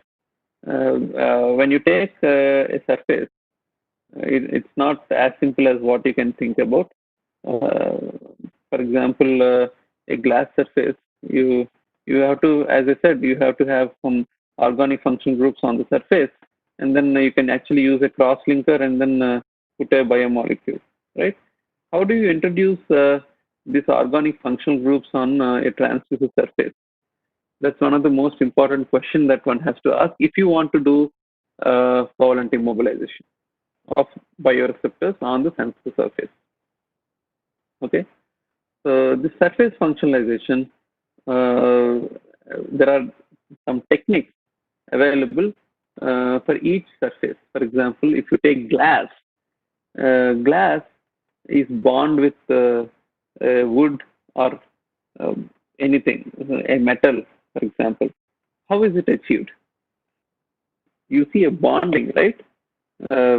Glass teapoys, for example. You have a wooden teapoy and then you have glass on top of it, right? How is it done? There are adhesives used, and these adhesives are nothing but silanes. Okay, so silanes are a class of chemical molecules with silicon on one side and an organic molecule, organic long chain or short chain on the other side, alkyl or aromatic compound attached to silicon. Okay, so that's how you functionalize glass. And you can also functionalize gold surfaces. Gold is one of the most widely used surface as far as technologies are concerned. Gold is very much used in your integrated circuits that actually form the basis for your mobiles or any electronic devices actually, right? So yeah, gold is another very widely used, and carbon materials are very widely used. Polymeric materials are very widely used. So I'll not go into the details except showing certain schematics like this. So if you have a gold surface, so what? And this is your thiol circle group. Basically, sulfur and gold have some affinity. Okay, so that's how the molecules arrange themselves. When you have thiolated molecules on a gold surface, the molecules come and bind. And the beauty is that there is self-assembly. Okay, so you see that self-assembly in our life also. Okay, how these cell membranes are formed. Okay, cell membrane is nothing but a self-assembly of lipid molecule, right? An excellent example of self-assembly is our own cell membrane. So, well, I don't want to go into the details of this. The length of the carbon, number of carbons in a molecule is going to determine whether you have an efficient functionalization or not. So we have an understanding of what to use, what not to use. Okay. So, and I'll skip all this. I'll just go to the transduction bits where engineers find it more interesting. So as I mentioned, the transduction techniques can be um, electrochemical, electrical, mechanical, right? Optical. So under electrical, you have electrochemical and some nanowire-based techniques. So the resistance of a nanowire changes once it is immobilized with antibodies and then and when analyte comes in binds. Okay, you measure the change in resistance of this nanowire. So that's an electrical transduction technique that you have got. Whereas electrochemical, you have ionic concentrations changing, so potential getting altered, current getting altered, right? Or impedance getting altered. So potentiometric amperometric, conductometric, right? Otherwise, one can actually take CV characteristics, cyclic voltammetric characteristics. You change the voltage over a cycle and then monitor the current. So otherwise, mechanical systems, you have piezoelectric quartz crystals. They can detect small change in the mass. That means when antigen comes and binds to the antibody on the surface of the quartz crystal, there is a small change in the thickness or mass of on the surface. So that actually alters the resonance frequency, right? So quartz crystals can actually work as a transducer. An advanced version of this is surface acoustic waves. So you can actually, just like the way light propagates through an optical fiber, you can actually allow the acoustic wave to propagate through a waveguide. Okay, and if that waveguide through which the acoustic wave is propagating, if the thickness of the waveguide is going to get altered because of this antigen binding, analyte binding, you see an impedance in the waveguide, surface acoustic waveguide. So you will be able to measure it. Or otherwise, one can actually go for nanomechanical techniques such as cantilever. Okay, surface is microengineering. If you have come across, for example, you have a gyroscope accelerometer in your mobile phone, right? You all are aware of accelerometer or gyroscope in your mobile phone. So that actually tells you the orientation of your mobile. How is it possible? So the silicon chip is micro machined to actually realize a suspended mass of micro scale. And then because this mass is suspended by 4 arms, when you actually rotate your mobile phone like this, the suspended mass actually causes momentum on each of these beams, each of these structures, support. So there the resistance changes, and that's how mobile orientation can be recognized. Okay. So nanomechanical systems can be used, but people are finding mechanical systems as really difficult to work with. Okay, that's the reason people are more focusing on electrical or optical techniques. Okay, optical techniques, you have fluorescence and you have colorimetry. Development of color proportional to the analyte concentration is colorimetric technique. Whereas fluorescence, emission of fluorescence, emission of light by certain organic dyes is called as fluorescence. So fluorescence is very widely used in microarrays, DNA microarrays, protein microarrays. Right? Whereas there is something called as evanescent field. Okay, so I'm sure you are all aware of fiber optic communication. So you know that in an optical fiber, light propagates through total internal reflection, right? So what is this total internal reflection? Is it really total internal reflection? Is it 100% reflection? If it is not 100% reflection, if it is 99.99% of reflection, what is happening to the rest of the 0.01% of the light?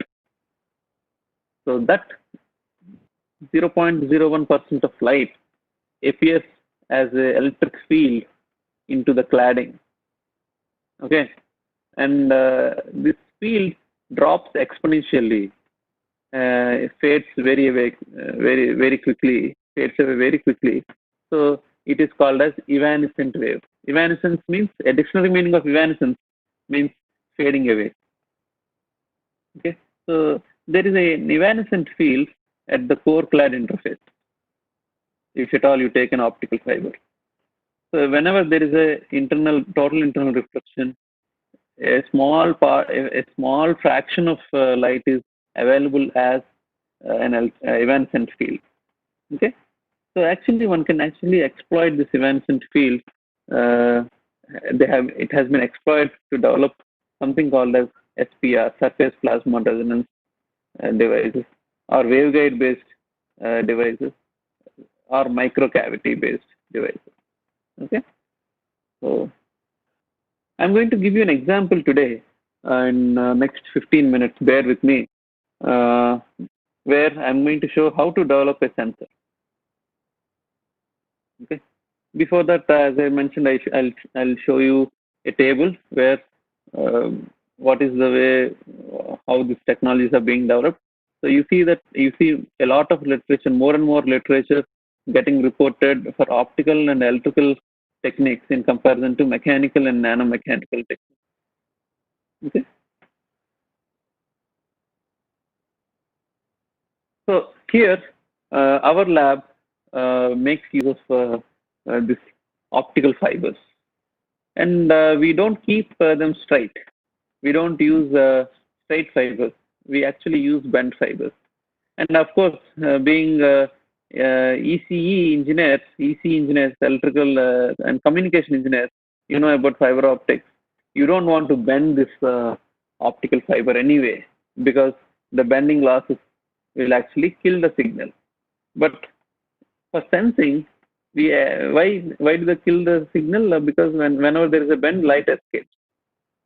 But here, for sensing applications, the purpose is different. It's not communication, but it is light matter interactions, efficient light matter interaction. That's what we care for, at least here. So when you bend an optical fiber, this is a multimode fiber, 200 micron is what you see. The photographic image, microscopic image actually, microscopy based photographic image shows up a 200 micron core, a multimode fiber bent in the form of a U shape. When you bend it and functionalize with certain imine groups and put it in a gold nanoparticle solution, what you see is this. So you will be able to, if you put an LED and a spectrometer on either side of this detector, I am at the top right corner. Okay, so there's an LED here, and there is a PD here, right? PD just have a spectrometer. So when you have a broad white light source, and then light passes through this fiber and reaches the spectrometer. So what you do is, what you see is the moment you functionalize them and dip it in nanoparticle solution, you see the spectrum going up like this over time, from 5 minutes up to 1 hour. Okay. So what's really happening is basically more and more nanoparticles are actually going and binding to the surface as shown here on the top right corner. Okay, and what it shows up, it gets manifested in the form of an absorption spectrum. When the nanoparticles are binding on the surface of the fiber, how am I able to see their spectra on the spectrometer using the light passing through the fiber? Yeah, what I'm doing is I'm launching light. Light is actually passing through the fiber and reaching the detector or spectrometer. But the moment the nanoparticles are actually binding to the surface, okay, when nanoparticles bind to the surface, what's happening is I'm able to see the spectrum. So what do you what do you understand from here is light, even though it is actually passing through the fiber, it has an ability to interact with the surrounding medium. Okay, this light passing through this optical fiber is available at the core surface. And the moment you put a gold nanoparticle, which can absorb green light, as you see here, this is characteristic spectrum on the bottom left side. There is a characteristic spectrum I'm showing you here, absorbance spectrum. So you see, you're able to monitor the optical properties of gold nanoparticles using this optical fiber, right? I hope you're able to now understand what is evanescent field, how you will be able to exploit this evanescent field. Okay, So what we have done is in the lab, we have realized a biosensor. This is an example I'm showing how one can actually realize a biosensor in an academic setting, and then how one can actually commercialize it. Probably I'll deal with it maybe on a later, on a different platform later. So we have used the same pregnancy test kit thing that is happening sandwiches say on the fiber surface. So why we have bent it? Bending this optical fiber has several advantages here. You will be able to dip them into small vials, and on the other side, light LED and photodetector on the same side. That issue is also solved. And then the reagent, you can actually dip them in the reagent, any liquid sample or reagent sample. So what happens is you are actually realizing a sandwich as shown in the top right corner onto the fiber as shown in the center of the slide. Okay, so that's what you have. So that means, so this is a simple setup. Okay, this is an optical fiber that you see on the uh, right bottom corner. This photograph actually shows uh, an optical fiber, a U-bent optical fiber, and this fiber is connected to light source. This is the light source, homemade light source, and this is the photo detector from Thor Labs, which can be simply, there's no optics, no optical elements as such, no lenses, nothing. Okay, an optical fiber, multimode fiber directly connected to a light source and a photo detector, nothing else. A very simple setup. Okay, which you will also be able to realize in your laboratory. Only thing is we are not using single mode fiber. We are using a multi-mode fiber because we want more light. Single mode fiber coupling light is tough. You need definitely flexion mechanism to actually launch light into single mode. Whereas multi-mode fiber, it's quite simpler. Okay, we have used multi-mode fiber because of that. So this is the response. So what happens when you actually have different analyte concentration? This is the analyte. You have to look at the left top corner. So this is a sample. So this is a sample vial, and you are adding this nano reagent, nanoparticles coated with antibodies. And then after 5 minutes, you are actually dipping your fiber probes already coated with another antibody. So you are forming a sandwich immunoassay on the fiber surface. So what you are doing is after 5 minutes, you are observing the binding of nanoparticles in real time. So this is what the response is. So the absorbance spectrum on the bottom is what you see here with respect to time. So within 20 minutes, you are able to get some response for different concentrations of the analyte, model analyte here. So you see that you are going down to 1 femtogram per ml. That means we almost have about this is close to 150 molecules in 25 microliters. Okay, so this is the power of a transducer and a good nanoparticle. Both are giving a very high sensitivity, and the setup is no complex at all, not complex at all. Okay, so and this is the dose response curve. So you somebody was asking how can actually one can say that depending on the sensor response, how can actually be calibrated. Somebody was talking about calibration. Yeah, so this is about calibration curve. This is the kind of calibration curve for this sensor. So you have your analyte concentration, you have your sensor response, right? So once you are able to generate such kind of curve, you know the relationship between your analyte concentration and the sensor response. So you use this as a calibration curve, and then you will be able to tell for a given sensor response, you will be able to tell what is the analyte concentration in a given sample. Okay. So I hope this example is helping you in getting the concept. So of course, this is a further enhancement. Sensor response can be enhanced, amplified But here you don't have an electrical amplifier. It's not an electronic amplifier, but this is a chemical amplifier. So this chemical amplification is achieved by simply using silver deposition. So silver is deposited around gold nanoparticles. Gold nanoparticles actually act as catalysts, and they become the sites for reduction of silver. So you have a much amplified response. This is the response in the previous slide. So you see at the end of 21 minutes, this is the response. So after that, they are washed and then dipped immediately. So you see that they are going into quite high. Within 5 minutes, you are able to achieve such a high response, amplified response. So, well, this slide is not so important for you. So, what is really important is you have to have point of care devices uh, uh, follow this criteria given by WHO. This criteria is called as assured criteria.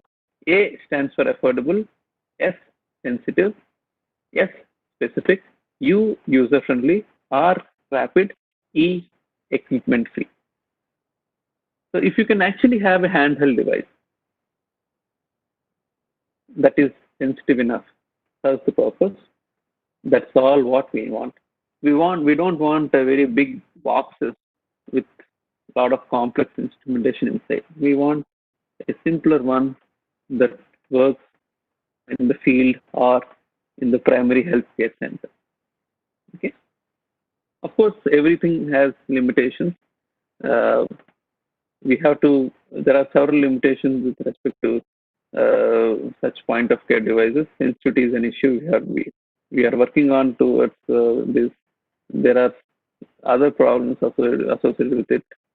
Right. So we have to do all that. Yeah.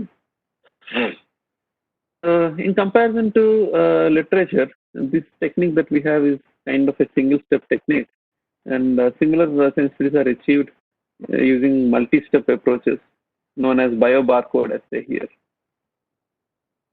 So instead of having 7 steps, we are having it in 1 step. Okay, and it's possible mainly because you have chosen a good transducer, you have chosen a good label. It is a combination of these two that actually gives you very high sensitivity without use of any high-end equipment. A simple commercial LED and commercial photodetector can be used. Okay. Thank you very much.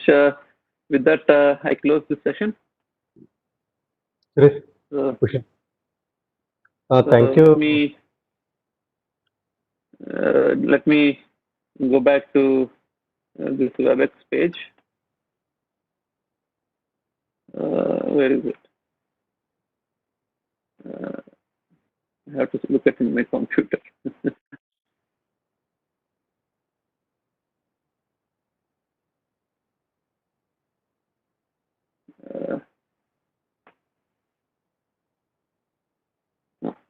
I'll stop sharing.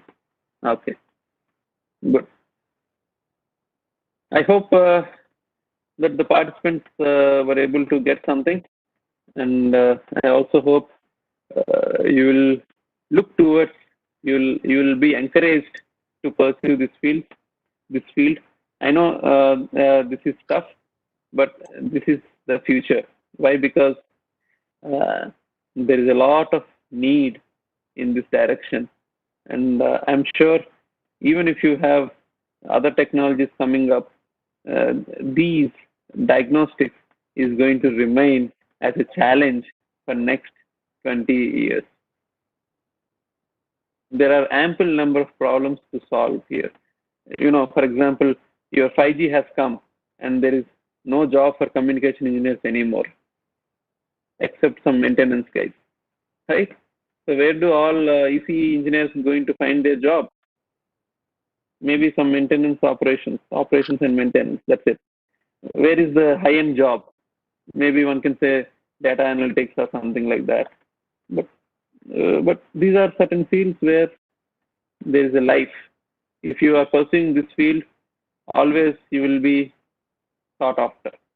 if you pursue this research, you'll be sought after lab in this field. With that, I conclude. And if you have any questions, please do let me know. My email, you can write to me if you want. If you remember my name and just type it in Google, you'll get my page. And if you have any quick questions, I can take quick questions also. Sir, questions there. Sir Raghavendra, sir. Yeah. Yeah. Questions are there. I'm sharing the questions. Please find, sir. So how are you sharing them? No. I'm sharing. We are sharing the questions. We are sharing. Okay. One of my coordinator, Mr. J. Suresh, is sharing. Yeah. Okay. Okay. Okay. Can you enlarge this? Enlarge. Zoom in, please. Saujanya Challari. Can we generate electrical signals in heart for patient having low heartbeat for an old patient nearly 60 years old by giving only medicine? Is there any equipment to analyze it? Okay, so unfortunately these electrical signals are involuntary, so they are not voluntary. They are subconscious, subvoluntary actually. You by medicines you will not be able to alter this pacing, heart pacing. If there is any problem in pacing currently, one actually is getting one has to have a pacemaker installed. One pacemaker to be placed as an implant within the body. So otherwise, as such medicines, as far as allopathy is concerned, I am not aware of any medicine that can actually bring back normal rhythm of heart. Yeah. And the second question, kindly explain the details of the mechanism that is occurring in glucometer and pressure measuring machine related to physics. Okay, a glucometer, let me take this question. A glucometer has a strip. Okay, this strip basically has enzymes loaded onto it.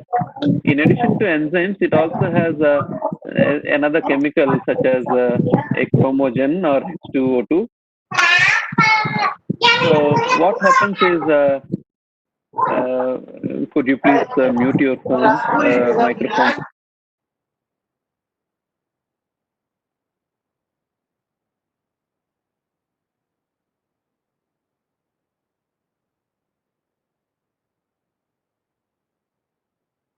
A small membrane containing enzymes. And then these enzymes basically also, in addition to enzymes, you do have H2O2 or chromogen also. If it is an electrochemical device, for example, AccuCheck, there are two versions, AccuCheck Active and AccuCheck Instant. AccuCheck Active is a colorimetric device, whereas AccuCheck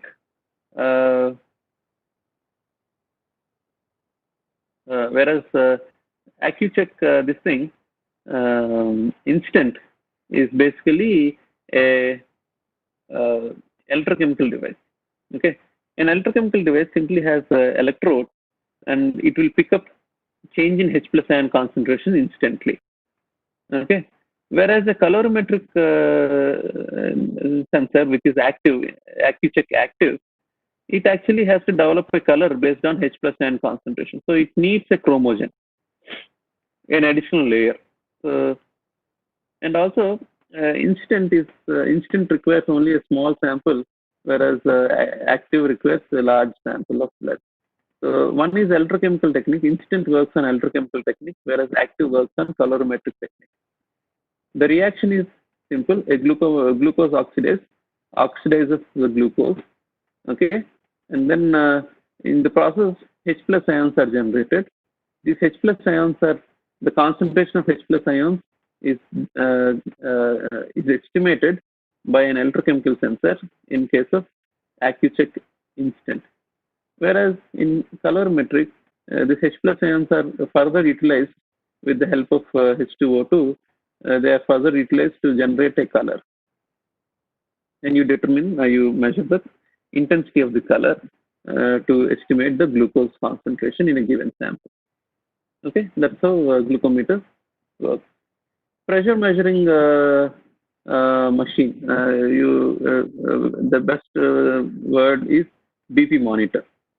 So I would say you please refer to Wikipedia pages or any other page for blood pressure monitors. It's a very simple technique. This is actually outside this talk, but I can explain. So here is the heart. So your heart is here and your cuff is here. You are pressurizing this cuff. That means you are trying to block the blood flow through artery, right? So once and you are reducing the pressure in the cuff. So as the pressure gets reduced, you are pumping the air so that a pressure of up to 200 mmHg gets developed. You are slowly releasing the pressure. So what happens is when you have very high pressure, no blood passes through the artery. But as you are lowering this blood pressure in the cuff, at some point of time, at some pressure, the blood can actually pass through. A little amount of blood can pass through the artery because the heart is pumping, right? So the pressure at which the first burst of blood is entering into the cuff region is recorded. And then as the pressure drops, so the last, the pressure at which, the lower pressure at which the last burst is heard, after which the blood pressure becomes continuous, is also measured. So you have as the pressure drops, you have blood bursting starting, and then after that, this blood bursting stops and then becomes normal. So continuously it flows. So this is systolic pressure, and whereas this is diastolic pressure. Okay, you have a lot of pages on this. I would advise you to look into those things. Okay. Udaini D is asking, I am working in biomedical area related to retinal blood vessel segmentation. How much of this knowledge related to biological chemical processes should I have? Okay, I would suggest Udaini to actually understand physiology of eye and retina in particular, because she's dealing with retinal blood vessel segmentation. She should understand the physiology and to an extent anatomy also. Okay. Biological chemical processes down to reactions are not necessary, but what is the structure of eye, what is the anatomy, structure, anatomy, and then physiology. That means how retina actually surrounded by blood. All that information is important for her. Okay. So, yeah. The next question is by Aruna. Aruna Suhasini, Associate Professor. How efficient are digital BP monitors and glucometers? Well, BP monitors, they are simply physical systems. They are very accurate, I would say, as long as they are calibrated well. One of the major issues with the BP monitors is they have to be regularly calibrated. But unfortunately, we don't have engineers, biomedical engineers in hospitals or clinics, and our own physicians who carry this sphygmomanometers, they themselves don't care, or not aware, or don't care about calibrating their BP monitors. But they assume that, okay, what they are measuring, there may be an error, but that error they can tolerate. 5 to 10 mmHg of error they can tolerate. They assume that there may be an error, but still it's okay for them. Okay, so BP monitors are more or less accurate as long as they are calibrated periodically at intervals. Whereas glucometers Because now there is an additional layer. BP monitors are only physical devices, whereas glucometers are chemical and biochemical devices. Whenever you have chemistry and biochemistry, things become complex and predictability is lost. Okay, BP monitors are physical systems; they are predictable. Their behavior is predictable. Whereas glucometers, they are chemical and biomolecular devices. Their predictability is uh, not 100% assured. Okay, so they do give rise to some reasonable value, but they do have an expiry.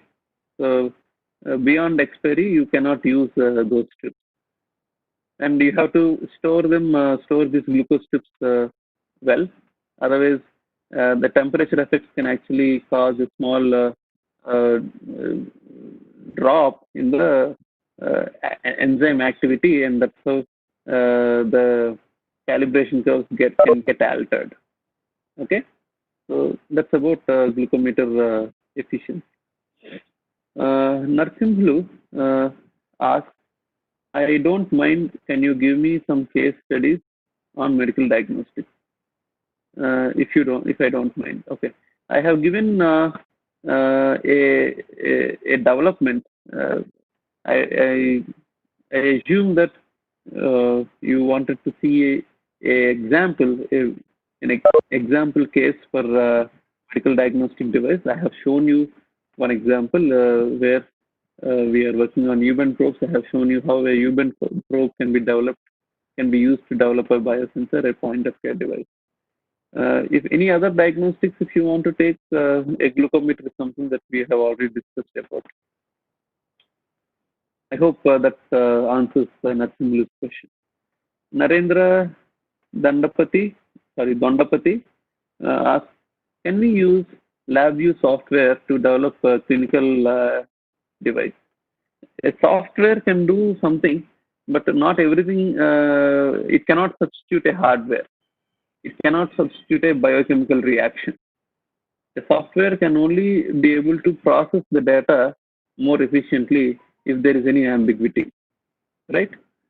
LabVIEW can be a LabVIEW software can be used, or any other software can be used. Doesn't matter. But diagnostics, when it comes to diagnostic devices, the hardware, the chemical and biochemical reactions, that they matter most. Software is not really a big issue. Coming to Kakali Bandopadhyay, kindly explain the details of mechanism that is occurring in glucometer and pressure measuring machine related to physics. I think we have answered this already, right? That's more or less the second question. Going to next one, Maheshwaran. Maheshwaran asks, any alternative non-invasive testing methods for testing COVID? Non-invasive devices for testing COVID is quite difficult, right? Because uh, people, if they exhibit any symptoms, that's when you can use non-invasive methods to measure. Temperature is not a symptom. Uh, Anything if the people don't have even if people have symptoms based on, for example, temperature measurement, or you cannot really determine whether the infection is COVID or not, because at the same time, for example, now the rains have started in some parts of India. Now you see more bacterial growth and then bacterial infection. So the symptoms will be same, right? How would you diagnose? How would you differentiate one infection from the other? So you have to do a testing. You have to make sure that if the locality is free of COVID-19, then obviously it's going to be a bacterial infection, or maybe some other viral infection, right? It need not be COVID. If, if the surrounding regions have some cases, then one has to be careful. R. Kumar asks this question. Direct exposure of UV in bloodstream is not danger. Isn't it dangerous? Uh, so, well, we are not this waterborne pathogens. Basically, pathogens in water. The case study is actually for detecting pathogens in water, not in blood. So, I'm sorry if that has caused a confusion to you. We don't want to introduce an optical fiber into a bloodstream. We don't want to do it unless that has a merit. Okay, as of now, what I was talking about is detecting pathogens in water, not in blood. Venkata Hariprasad is asking, please share the latest biosensors tools info at one place or give the web link details. Unfortunately, there is not one place where you can find all this information, unfortunately, because yearly tens and thousands of papers get published in this field. So it's quite difficult for anyone to consolidate this information and put it somewhere. Even commercial devices, there are more than 3 lakh medical devices. So it's quite difficult to prepare a compendium of all these devices actually. Yeah, so I hope you understand it, but you can feel free to write to me. I can share whatever information that I have. So, Archana is asking another question. External magnetic fields affect the response of EEG or MEG scanning. How to rectify? Well, yes, external magnetic fields do affect EEG, MEG, but uh, magnetoencephalogram, MEG stands for magnetoencephalogram. You actually provide shielding here. Magnetic field, how do you provide magnetic field shielding? That is also possible, but I'm not an expert in that, so I will not be able to answer this question. Archana, I probably have to look elsewhere. But I can say that they do affect external electric fields do affect these measurements. More MEG, of course, EEG to a lesser extent, but does affect external magnetic field has effect on EEG as well. Why? Because the blood that gets circulated is a magnetically active fluid. In fact, you do have a lot of magnetic signals originating from head than any other body segment. Yeah. If that answer that if this is all the questions, then any other questions, please let me know, Dr. Prabhakaran. Prabhakar.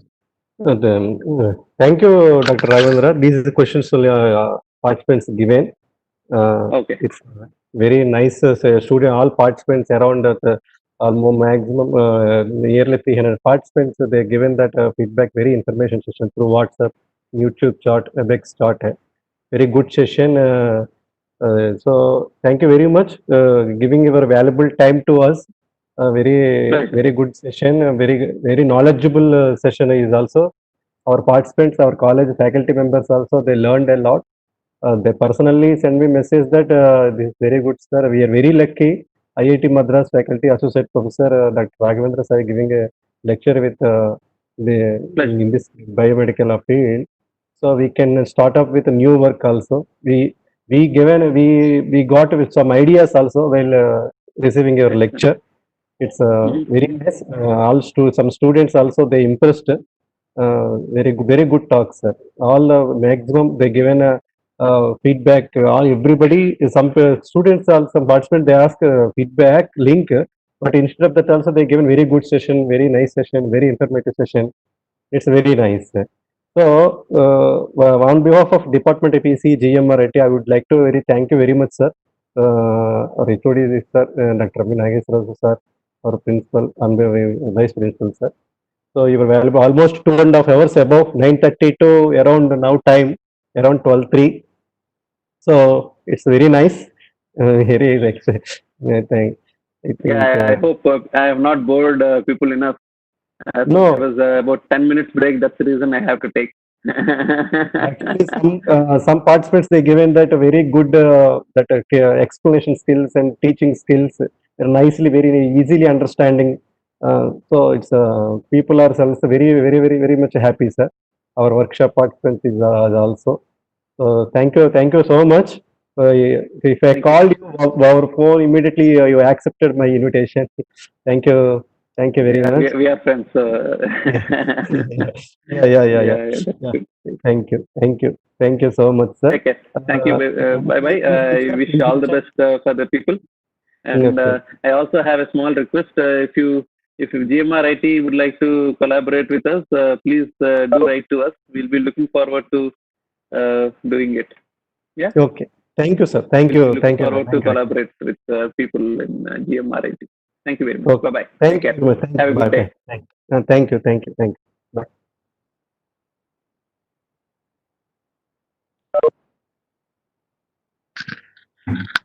Uh, Participants, please fill the feedback form. We given the links in YouTube and WebEx links. Soon we will post in WhatsApp group also. So please fill the feedback form because 80% attendance is missing. Thank you very much. Your patience is in. Thank you all. Bye. Close.